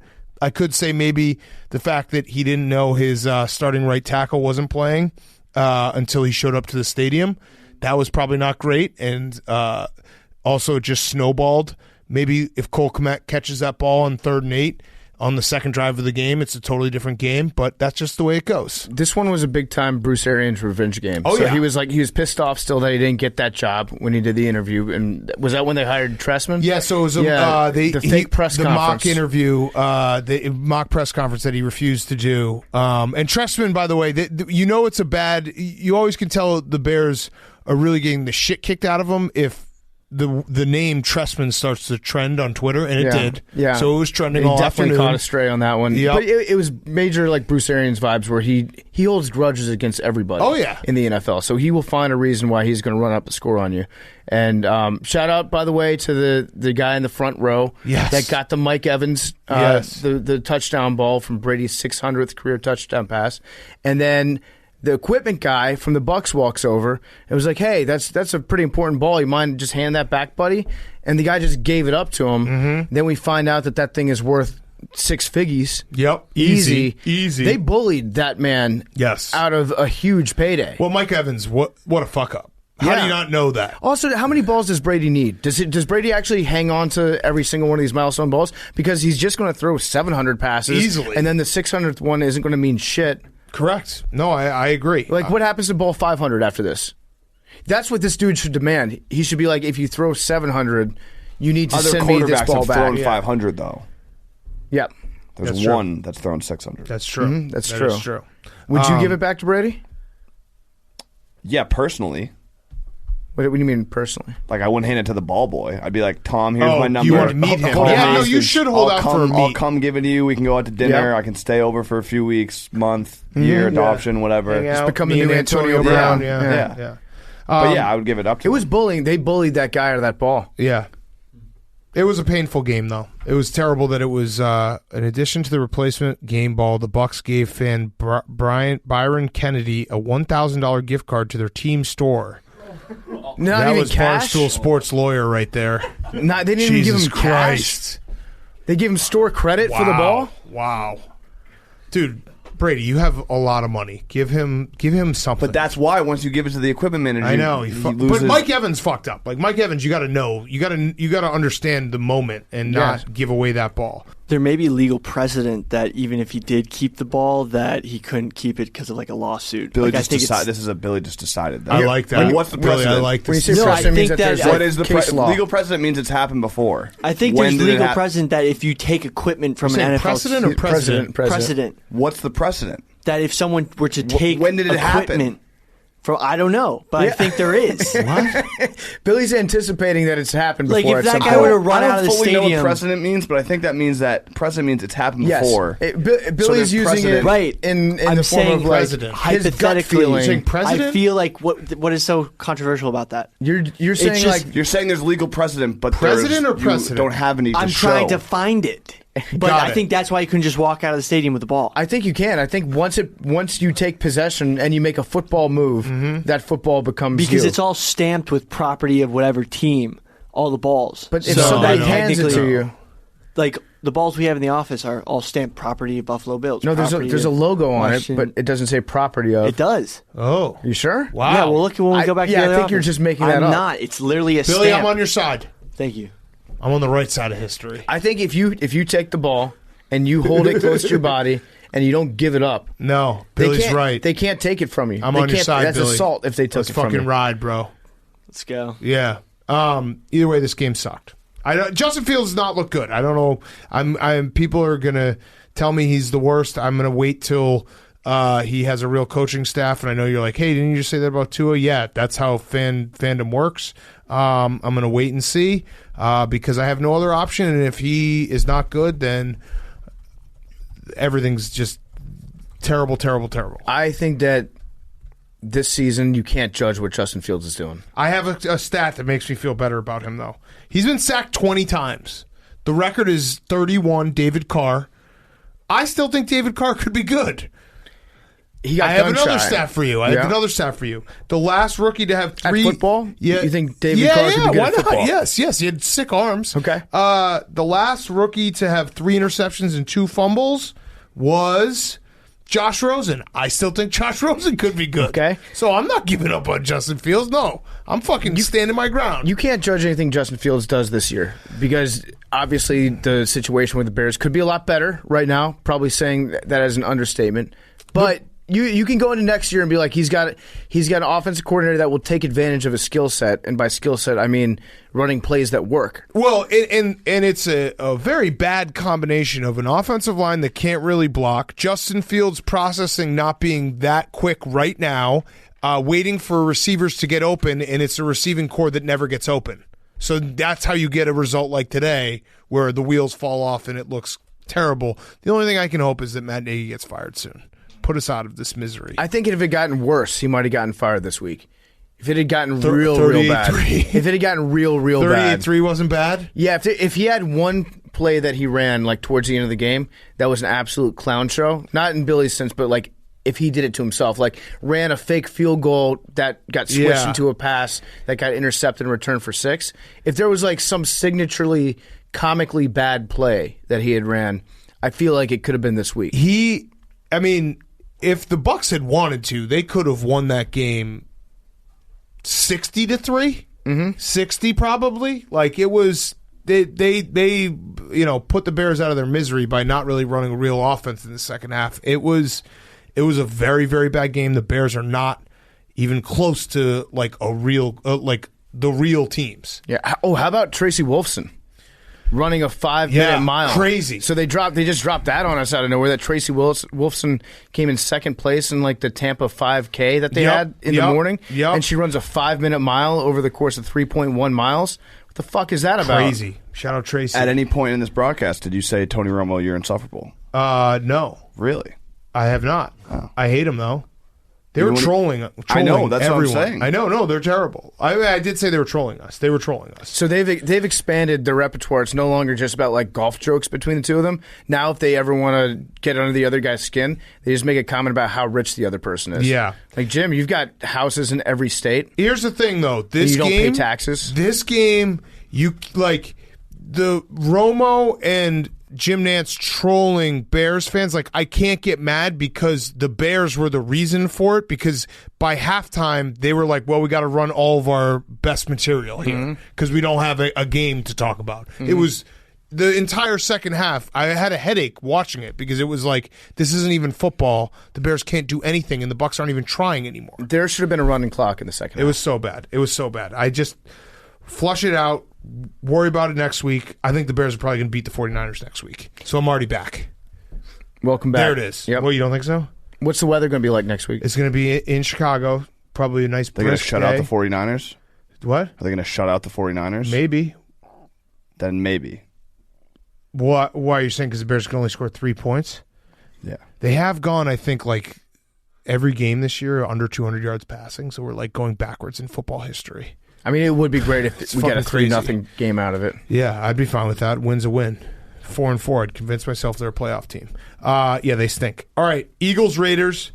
So Nick Sirianni, you're talking about look in the mirror, guys. He actually is. This is all he says now. So after the game, he said, "Anytime you lose like that, everybody has to look themselves in the mirror. It just wasn't good enough. It starts with me. It wasn't good enough."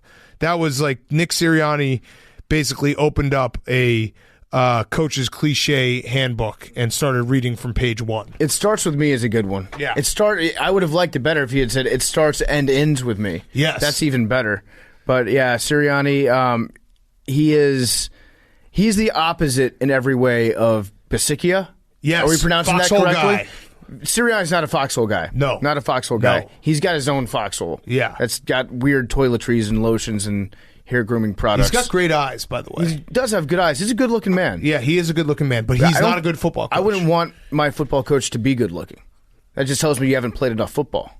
I'm trying to think who's like the best-looking football coach. Steve Belichick. Sean McVay's a pretty good coach. Cliff? Cliff's got that whole like I just wear sunglasses might be thing. Vrabes. Yeah. He's actually not that attractive. Vrabes? You think Vrabes? Vrabes is a man. He's a hot man. I like. Actually, you know what? It kills me to say it, but Matt LaFleur's a good-looking dude. Yes. Yeah. I like Cully, David Cully. Yeah. I like how he dresses. I like how he just keeps going out Joe there. Judge. I like how he's alive. Yeah, he just keeps a doing lesser it. man would have died. Arthur Joe Judge. Smith. Great looking guy. Really good looking guy. Couldn't say that Bruce without laughing. Arians. Red's my favorite color. Yeah, Bruce Arians. Just going through. Mike Tomlin's a good-looking guy. All right, so there's some good-looking There's coaches. some, but Sirianni is like next level. He's like the Jimmy Garoppolo of head coaches, where it's like you need to ugg it up a little bit, bro. He also that game was like it was so the Eagles basically it was a 7-7 game. The Raiders went on a 96-yard touchdown drive to make it 14-7. Then the Eagles fumbled the next play. Raiders scored. Then they start the second half. The Eagles do an onside kick that doesn't work. Raiders score. So it was like 7-7, and then you blinked, and it was 24-7. Yeah, the onside kick that started the second half, that seems like a play that should work every time. It because should. the middle is always there. But then you have to remember you're counting on your kicker to recover it. No. And Alec Ingold, the fullback, special teams captain, is waiting on it. More than that, Rich Bisicchia is a special teams coach who's now your head coach. Mm-hmm. He can't let any of that happen ever. It also that's the one thing that he can't let happen as the new head coach, to have his special teams fail. Yeah, and so here's what Carr said after the game about Bisicchia. He has the ear of the locker room. He has the pulse. He has the heartbeat. I think that's the same thing as the pulse. And he's our leader. We would love for him to still be our head coach for the future. It's going to happen. So they're at least going to give him that interview. Yeah, no, we're fully on to phase 2. I could see Mark Davis being charmed. Yes, absolutely. Very easily charmed. Also, he probably doesn't have to pay him that much, which Mark Davis is like more PF Chang's for me. Huge bonus, yeah. Derek Carr, by the way. Derek Carr, fun fact, is actually on pace now, 17 games, so it's all different. Derek Carr is on pace right now to break Peyton Manning's single-season passing record, which would be awesome. Yes, it would. It would be so awesome. He has to do... So Peyton Manning had 5,477 yards in 2013 with the Broncos. Derek Carr is pretty close to 2,000 yards through 7 games. He has to average 353 yards per game to break it. I think we can all agree at that point that if Derek Carr does break Peyton Manning's record, which I'm rooting for right now. I have to root for it. But it would also make every stat meaningless Correct. in football for the future of the game. But I want it to happen. I want him to destroy the game of football. I want that. And I also think fun little narrative we can get going is Darren Waller bad for Derek Carr. Oh, I like because that. So Darren Waller was out today. Yeah. Derek Carr was 31 for 34, and he had a stretch where he had 16 straight completions. I think Darren Waller... Makes you think. I think John Gruden was bad for Darren Waller because it was just like, what are you going to call this play? Just more Darren Waller. Yeah. We're going to feed Darren Waller. More Darren Waller. Every single time. I don't know. I like the narrative. I think that we should at least a fun thing we could should throw at least out there. have the conversation. I've also noticed that the Eagles are kind of the backdoor kings, not in terms of covering, but in terms of making blowouts feel like they were less blowouts than they really were. Because this happened with the Chiefs, happened with the Bucs, and it happened again today, where they got the shit kicked out of them. But if you were to look at the final score, you're like, that was a marginally entertaining, close game. It was competitive. No, there was someone, I saw it when I was scrolling through Twitter before we did the show. someone had it was Nick Sirianni and Jalen Hurts in the fourth quarter of a blowout, and it was just a picture of Brady and Belichick. Yeah, exactly. Like, that's what they are. Yes, they'll do something like they'll score the last touchdown of the game and go for 2 for no real reason, right? Just to make the score appear a little bit closer than it was. Right. They always have weird scores. Very weird scores. Yeah, so it makes you scratch your head and be like, oh, that must have been kind of competitive. They also have the Eagles have so many plays that are just demoralizing. Yes. Where right after it's over, the guy like walks back towards the huddle and it's like, well, we're going to lose today after that play. Yeah. Where and even their last touchdown was Jalen Hurts just throwing a ball that should have been picked off like 100 times out of 100. Mm-hmm. And I don't know. Eagles fans can't be very happy right now. I think they have a shitload of draft picks though. So just do that. Okay, I think they have 3 first-round draft picks. Can you find that for me, Jake? I'm pretty sure they do. Yeah, they have the Dolphins, the Colts, and their own. So there you go. Right now, so just 3 of the top 9. Wow. So that's like so they're ready to build. You can suck if you have 3 first-round draft picks. They're going to get 3 wide receivers that can't catch. You can tell yourself that the whole thing's going to change. They're going to get one wide receiver that also played lacrosse who's going to stink.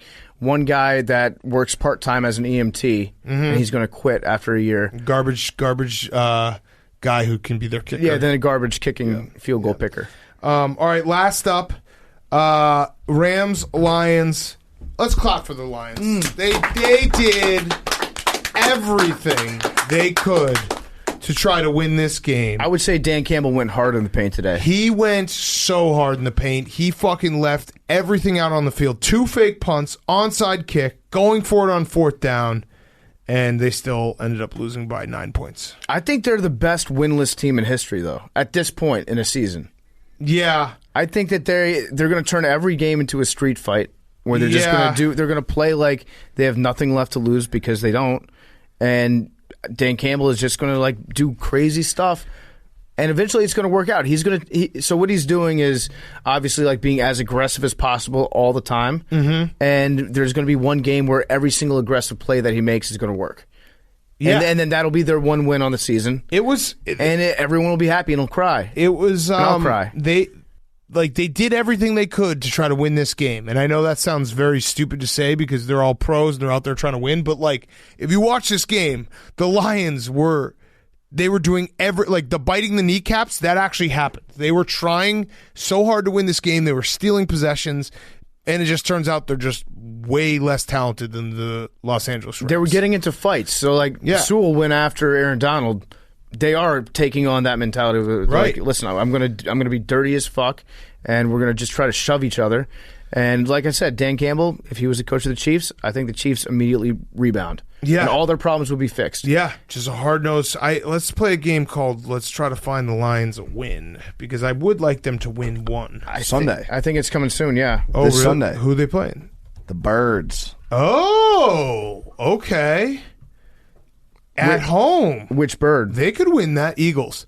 They could win that game. Bears on Thanksgiving, although they've already lost the Bears. But yes, that absolutely is losable for the Bears. At the Broncos. Maybe at the Browns, depending if Baker's back. Last game of the season if the Packers are benching Rodgers. Oh, Week 18, first ever Week 18. They're winning before that, Jake. Chill out. I want them to win very badly. I want Dan Campbell to get, on everyone's shoulders, walked off. I think that the Lions are going to win 2 games. Okay, I'm taking the over on 1.5 wins. That would be nice for them. But yeah, they fought their asses off. I do have a very sad stat.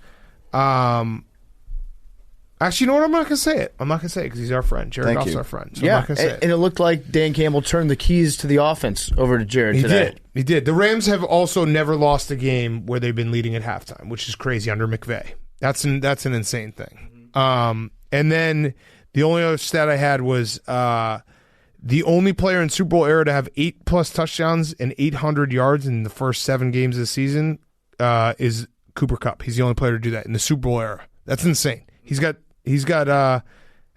2 touchdowns today, 156 yards. He's like on fire. It also is the same route every time. It's him starting on the right side and running all the way across the field, and Matt Stafford getting him while he goes up the field, and then he scores a touchdown. It seems like cheating to be able to put a guy in motion before the play, and then use his speed to just continue having him be open after the ball snapped. I know it's totally legal, but it feels like they were laying it on pretty thick today. The Lions haven't won a game, Sean. Yeah. I like how Stafford afterwards said he's relieved to have the Lions reunion over with, as if it was like, Brady going back to Foxborough. Mm-hmm. Did anyone really? Well, there was so many different revenge factors in this game. But was anyone like, man, this is a big story? No, it was like if the verbal meme where everyone's like shaking hands in the middle, everybody of different stripes and races wearing different shirts. Yes. And it was like all around the same revenge game, but you also had, obviously, Jared Goff going back to the West Coast, Sean McVay. Yeah. Who laid it on pretty thick in the post-game hug with Jared Goff. Yeah. Jared Goff didn't really seem like he was buy it, dude. He was not in a hugging mood. We don't buy that shit. That's bullshit. I just clicked on a random ad.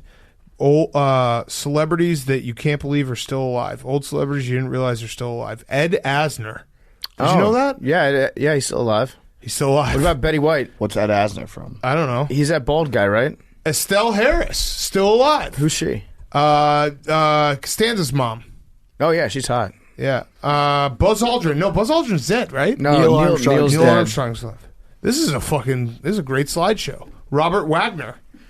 Bobby Wagner. Bobby Wagner, yeah. Yeah. I'll do one more. These are the boom. Oh, Bob Barker. Yeah, well, we knew that. Mm-hmm. That would be a national terrible day. It's tragedy when Bob Barker kicks the all bucket. neuters and spays will stop. Yeah, We'll Bob cease at that Newhart, point. still alive. Yeah, technically. This is what tells you about how this NFL Sunday went. Angela Lansbury. I can't believe she's still alive. Okay, I'm going to... dead... Angela? Angela. That was a Hank. Dead or alive celebrities. William Daniels. I'm probably getting a terrible virus on my computer right now because it's one of those random ads at the bottom of an article. Okay, dead or alive? Sidney Poitier. Is he still alive? Yeah, he's alive. Okay. I don't trust this. Dead or alive? Burt Reynolds. Dead. He's dead, yeah. Barbara Walters, still alive. Ooh, dead or alive? Mr. T. Dead. No, he's alive. Whoa, Dick Van Dyke. Dead. He's alive. No, he's dead. Well, then he's alive. Yeah. I think Dick Van Dyke... I will definitely know when Dick Van Dyke dies because there will be many jokes that I will not be allowed to make. Mel Brooks. He's still alive? Yeah, still alive. Fuck, man. This is a great site. All right. That was NFL Sunday. What? What are you going to say, Hank? What are you going to say? You can't do that face. You can't do the Hank face where you're like... Mel Brooks died a little while. Oh, no. I was thinking of Willy Wonka, dude. Yeah. Gene Hackman. Gene Wilder. Gene Wilder. Gene Hackman retired from acting, but he is alive. Yeah, Hank just did the face. Yeah, he did. You did You it were like without a saying meerkat popping out of a hole. Look like, is it clear? Yeah. He was in these Gene Hackman. Hank, how was your weekend? Good. Fun time. Nice. Pop Punk was awesome. TFT You had killed fun it. in Colorado? I had fun in Colorado. I had fun in Indiana. Fuck yeah. I'm not going to ask you anything about your weekend. Okay, thanks. I won't ask you anything about yours either. All I asked you Or was big how cat. was your weekend? Yeah, I Jesus. can't say how was your weekend? You can. It was awesome. Pop Punk was great. Lots of fun. Pop Punk does rock. All right, let's get to our football guys of the week. Brought to you by PFT. You got it? Yeah, our great friends over at Chevy. You guys know about Chevy, the brand new Silverado. It's the most advanced Silverado ever. It's the strongest Silverado that they've ever made. If you're an award-winning listener, you know that the Chevy Silverado is the strongest, most advanced truck on the entire road. We're truck guys, and Silverado is strong, and it's the greatest truck that you can possibly buy for football season because it's perfect for tailgating. It's got a 6-configuration multi-flex tailgate. It will give you a step up on your tailgate game. You have the primary tailgate, which opens with the push of a button on the key fob or from inside the truck. The inner gate folds to a large step for easily getting in and out of the bed. It can also become a desk or a surface for your tailgating meal. It's the most advanced Silverado ever. Go give it a test drive today. Go into the dealership and say, hey, listen, the guys at Part of My Take sent me, and they will give you a cup of coffee, $100 off. And what else are they giving you? Cup of coffee, $100 off, and a kiss on the cheek. Gas tank. Full tank of gas and a kiss on the cheek. Yep. So go ask for it. The Chevy Silverado is an awesome truck. I've seen the new Silverado. It is a beast. You will not regret taking a test drive. You'll probably want to drive it home off the lot. Go down to your Chevy dealership today. Yes. Billy, football guy of the week. This week we have a great crop of nominees. Yeah? Last week was a little scarce, but we had a big winner in Scarce? Greg We're losing Long. all ability to pronounce words. Scarce? Scarce, Hand scarce. up. I said, what did I just say? Angela? Angelo Lansbury. Shout out Greg Long, chugging Coors Light, Purdue. So he was last week's winner. This week we have our first nominee, Malik Jackson, defensive tackle on the Browns, who said that football isn't a 9-to-5 job and that they have to think about it all day, all the time, even on a date with a girl. It is a 24/7 commitment in a state of mind. So that's true. a huge football guy mentality and way of life. Our second nominee is Max Williams, tight end for the Arizona Cardinals, who, even though he had a season-ending knee injury, suited up and watched the game from his couch in full pads. What are you doing right now? What? All these guys in the NFL? Look, there was a bad crop last week. There's a great crop this week. I can't just I don't make like up. this. I Yeah. just can't make up football guys. I missed the high school football guys of the week. All right, keep going. Our third nominee is Dawson Knox, Bills tight end. What are you doing? They're all NFL players. People were actually being football guys this week in the league. Is there anybody that doesn't get paid millions and millions of dollars to play a sport that just does it for the pure football? Just Sorry. wait. Dawson Knox, what do Dawson you do? Knox, we all saw him throw the touchdown to Josh Allen on Monday night. Yep. Turns out he broke his thumb or finger the drive before, and he threw that. You saw how it was kind of like shot putty, and it kind of wasn't like a good pass. Yep. He like barely got to him, so it turns out he did with a broken hand. So that's pretty. All right, that's football guy. Okay. So, in our last nominee is James Poulos from Calvary Christian Academy, offensive lineman. Okay. Did you do something about it with James, pancakes? So James Poulos was coughing up blood before his homecoming game. Oh. And in order to play, he bit his lip and convinced his trainer that the blood was from his bleeding lip and that's not not from safe. him That's good. coughing up blood. Is he okay? He's got a He bowl? didn't die. Did you do the bare amount of He didn't research to die. find out if he was dead? He did not die. He was Okay. real. And so those are our football guys of the week. What was wrong with? Why was he coughing up blood? He had some sort of pneumonia lung infection. I think the real word's pleurisy he had. He had pleurisy. He played through pleurisy through his homecoming game. Okay. It's a huge football guy move. That's perfect. And they tried to keep the other team actually finally got him kicked out of the game because they were complaining about him coughing up blood during the game. Oh my it was God. Kind of in a But pandemic. he was like, "Hey, no, it's my lip," and he was like chomping down on Did his they own win? lip. I didn't check that out, but the effort was there. Okay. And that's football guy move. I've Love also actually added a little caveat to football guy of the week, and we're going to have, so for the weeks when there's a bad crop of football guys, we're going to do bonus throwback football guy of the week. Define bad crop. I mean, last week there weren't. Well, the football guys What goes weren't into acting up. finding these? How do you find these? He searched on Twitter for football guy.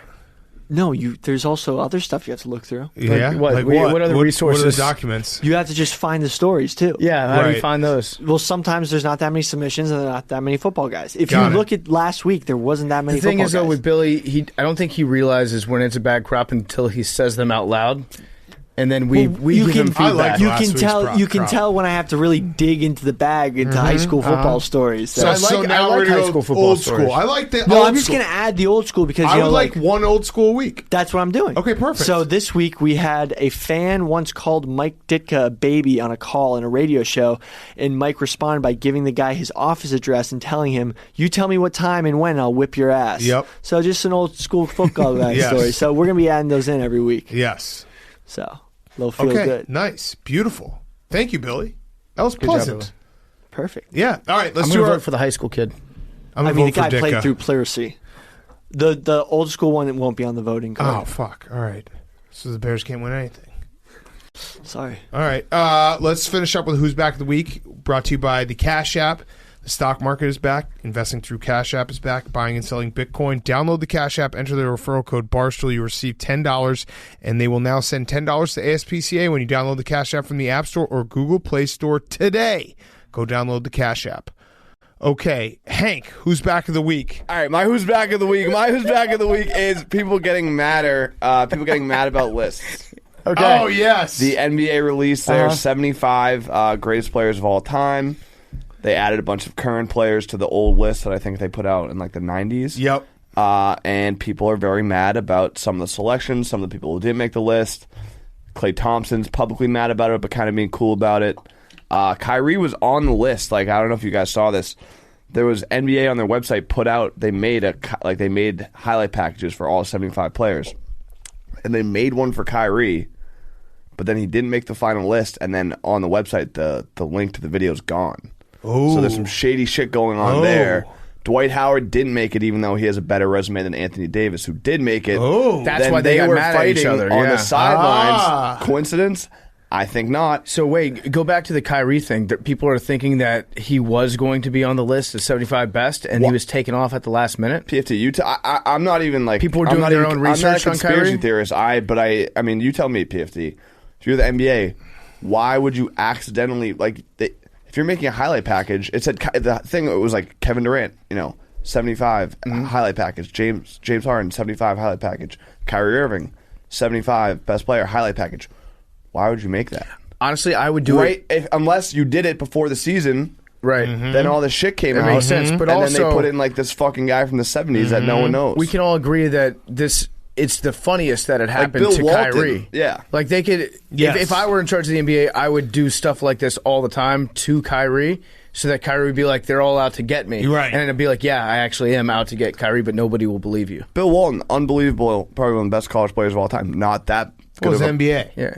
Exactly. That's He got injured. That's what I'm saying. Wasn't he was on the list. He was an No, MVP, he was on the wasn't list. He was MVP, and he won a title. Yeah, this is pretty good. They really just need to do, because I saw some people getting mad about like old school players. They just need to make it like current only, because of course like if you put Klay Thompson in a gym in 1950, they'd be like, who's this alien? He's better than all of us. Like that's the argument. People will post highlights of like guys from like 1940 and be like, look at them. You think this guy's better than Kyrie? Who are you dunking on? Like all sports evolve. Yeah, exactly. The guys you could be like, well, if this guy didn't exist, then Kyrie Irving wouldn't even know how to play basketball. No, he'd probably still be way, way better. Max Scherzer would strike out Babe Ruth.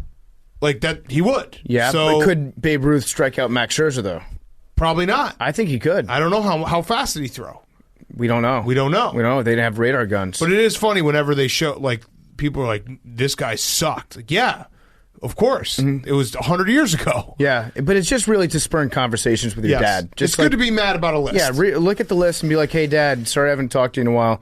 Who the fuck was Bob McAdoo? Yeah, you just need to, every now and then, you got to remember that the list exists so that you can have maybe an hour and a half to pass your time. And in a work day, it's like whenever I start a discussion about the college football playoff, like we're doing that because we're not going to solve anything. No one's going to come to an agreement, but we get to basically waste an hour and a half of debating resumes online, and that's fun. That is my like view of a good, well spent morning is to get like in an argument with people about college football resumes online. Is it me or does the NBA put out a different list every like 2 months? Yeah. I feel like there are a million of these NBA. Is this list, this is like the officially sanctioned? Yeah, because it's 75th year anniversary. I just feel like we go through this conversation all the time. Yeah, I mean, about the NBA probably is the league that likes to rank the most. They That like to is get true. the maddest. I They actually like to think get the maddest, they because like to college rank. football fans don't like to get mad. They actually get angry and argue. NBA fans like to get mad about this. Right. All right, PFT, your who's back? My who's back of the week is rugby.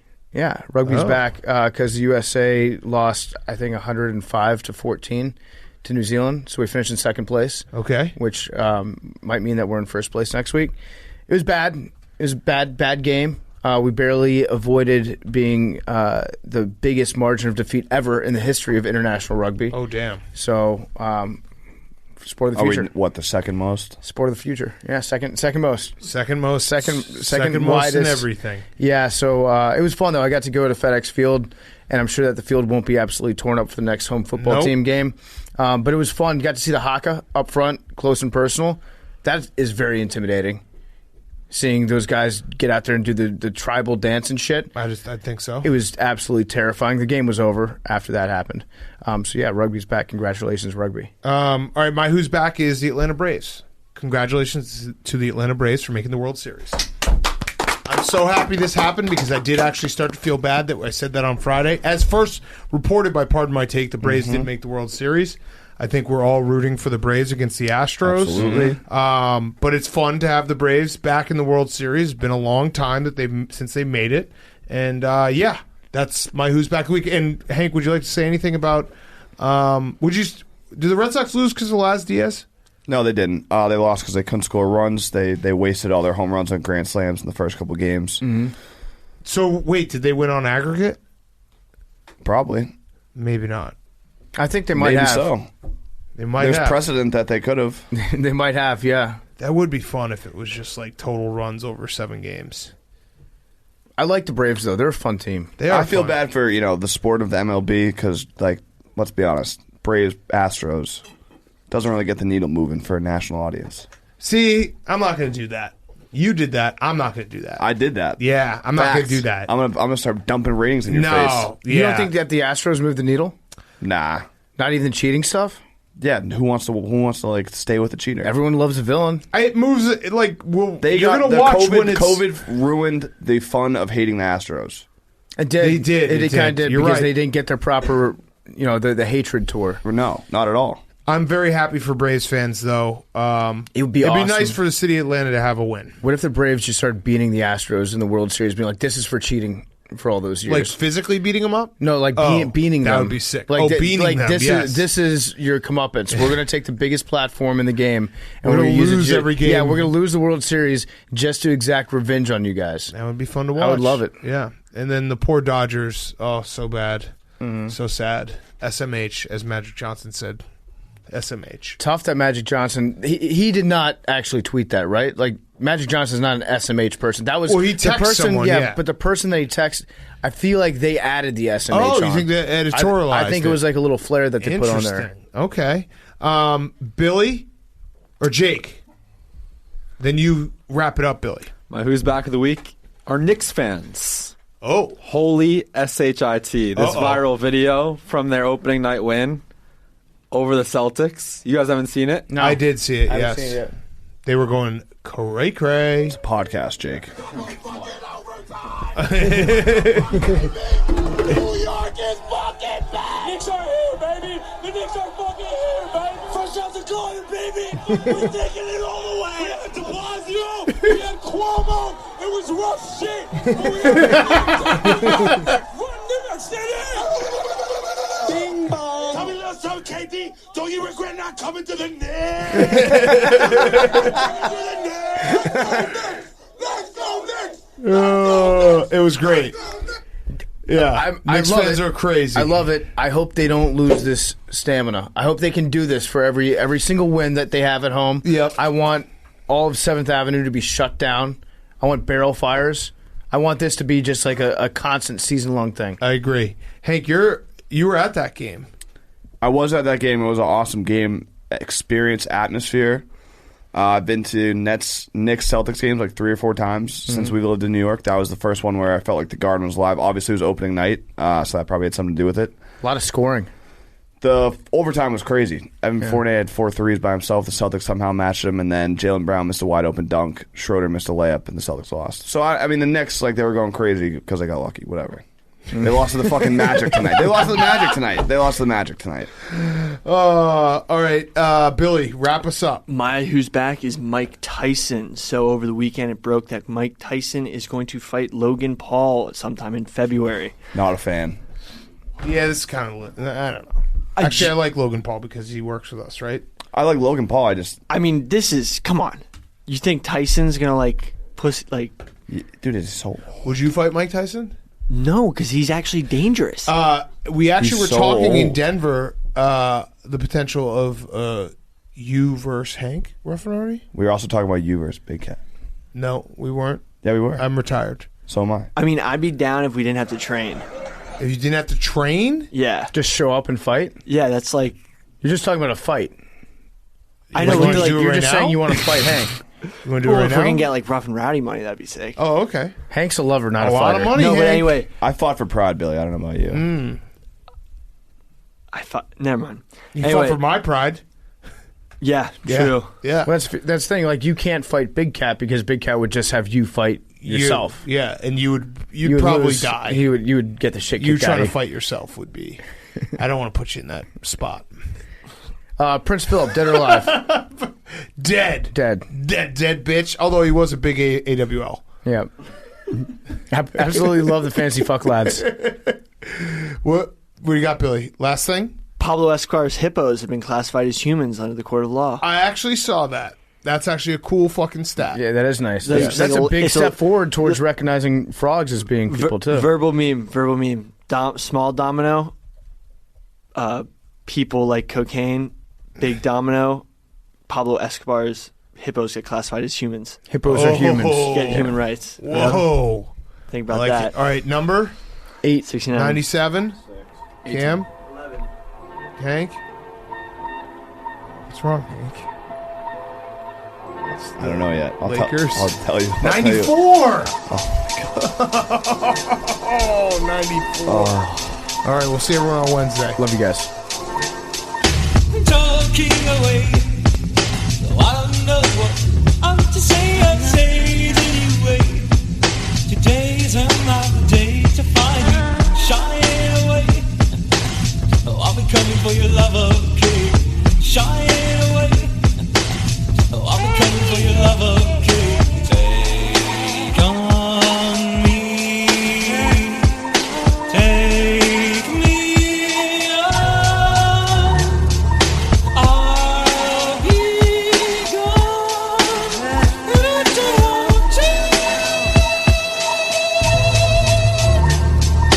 needless to say, I'm upset, but I'm stolen away.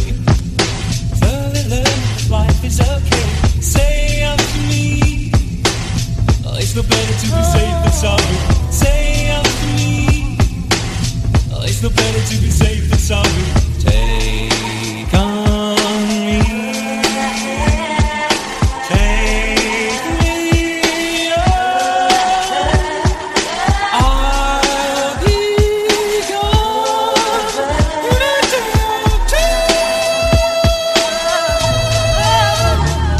all the things that we say is in life are just to play my worries away.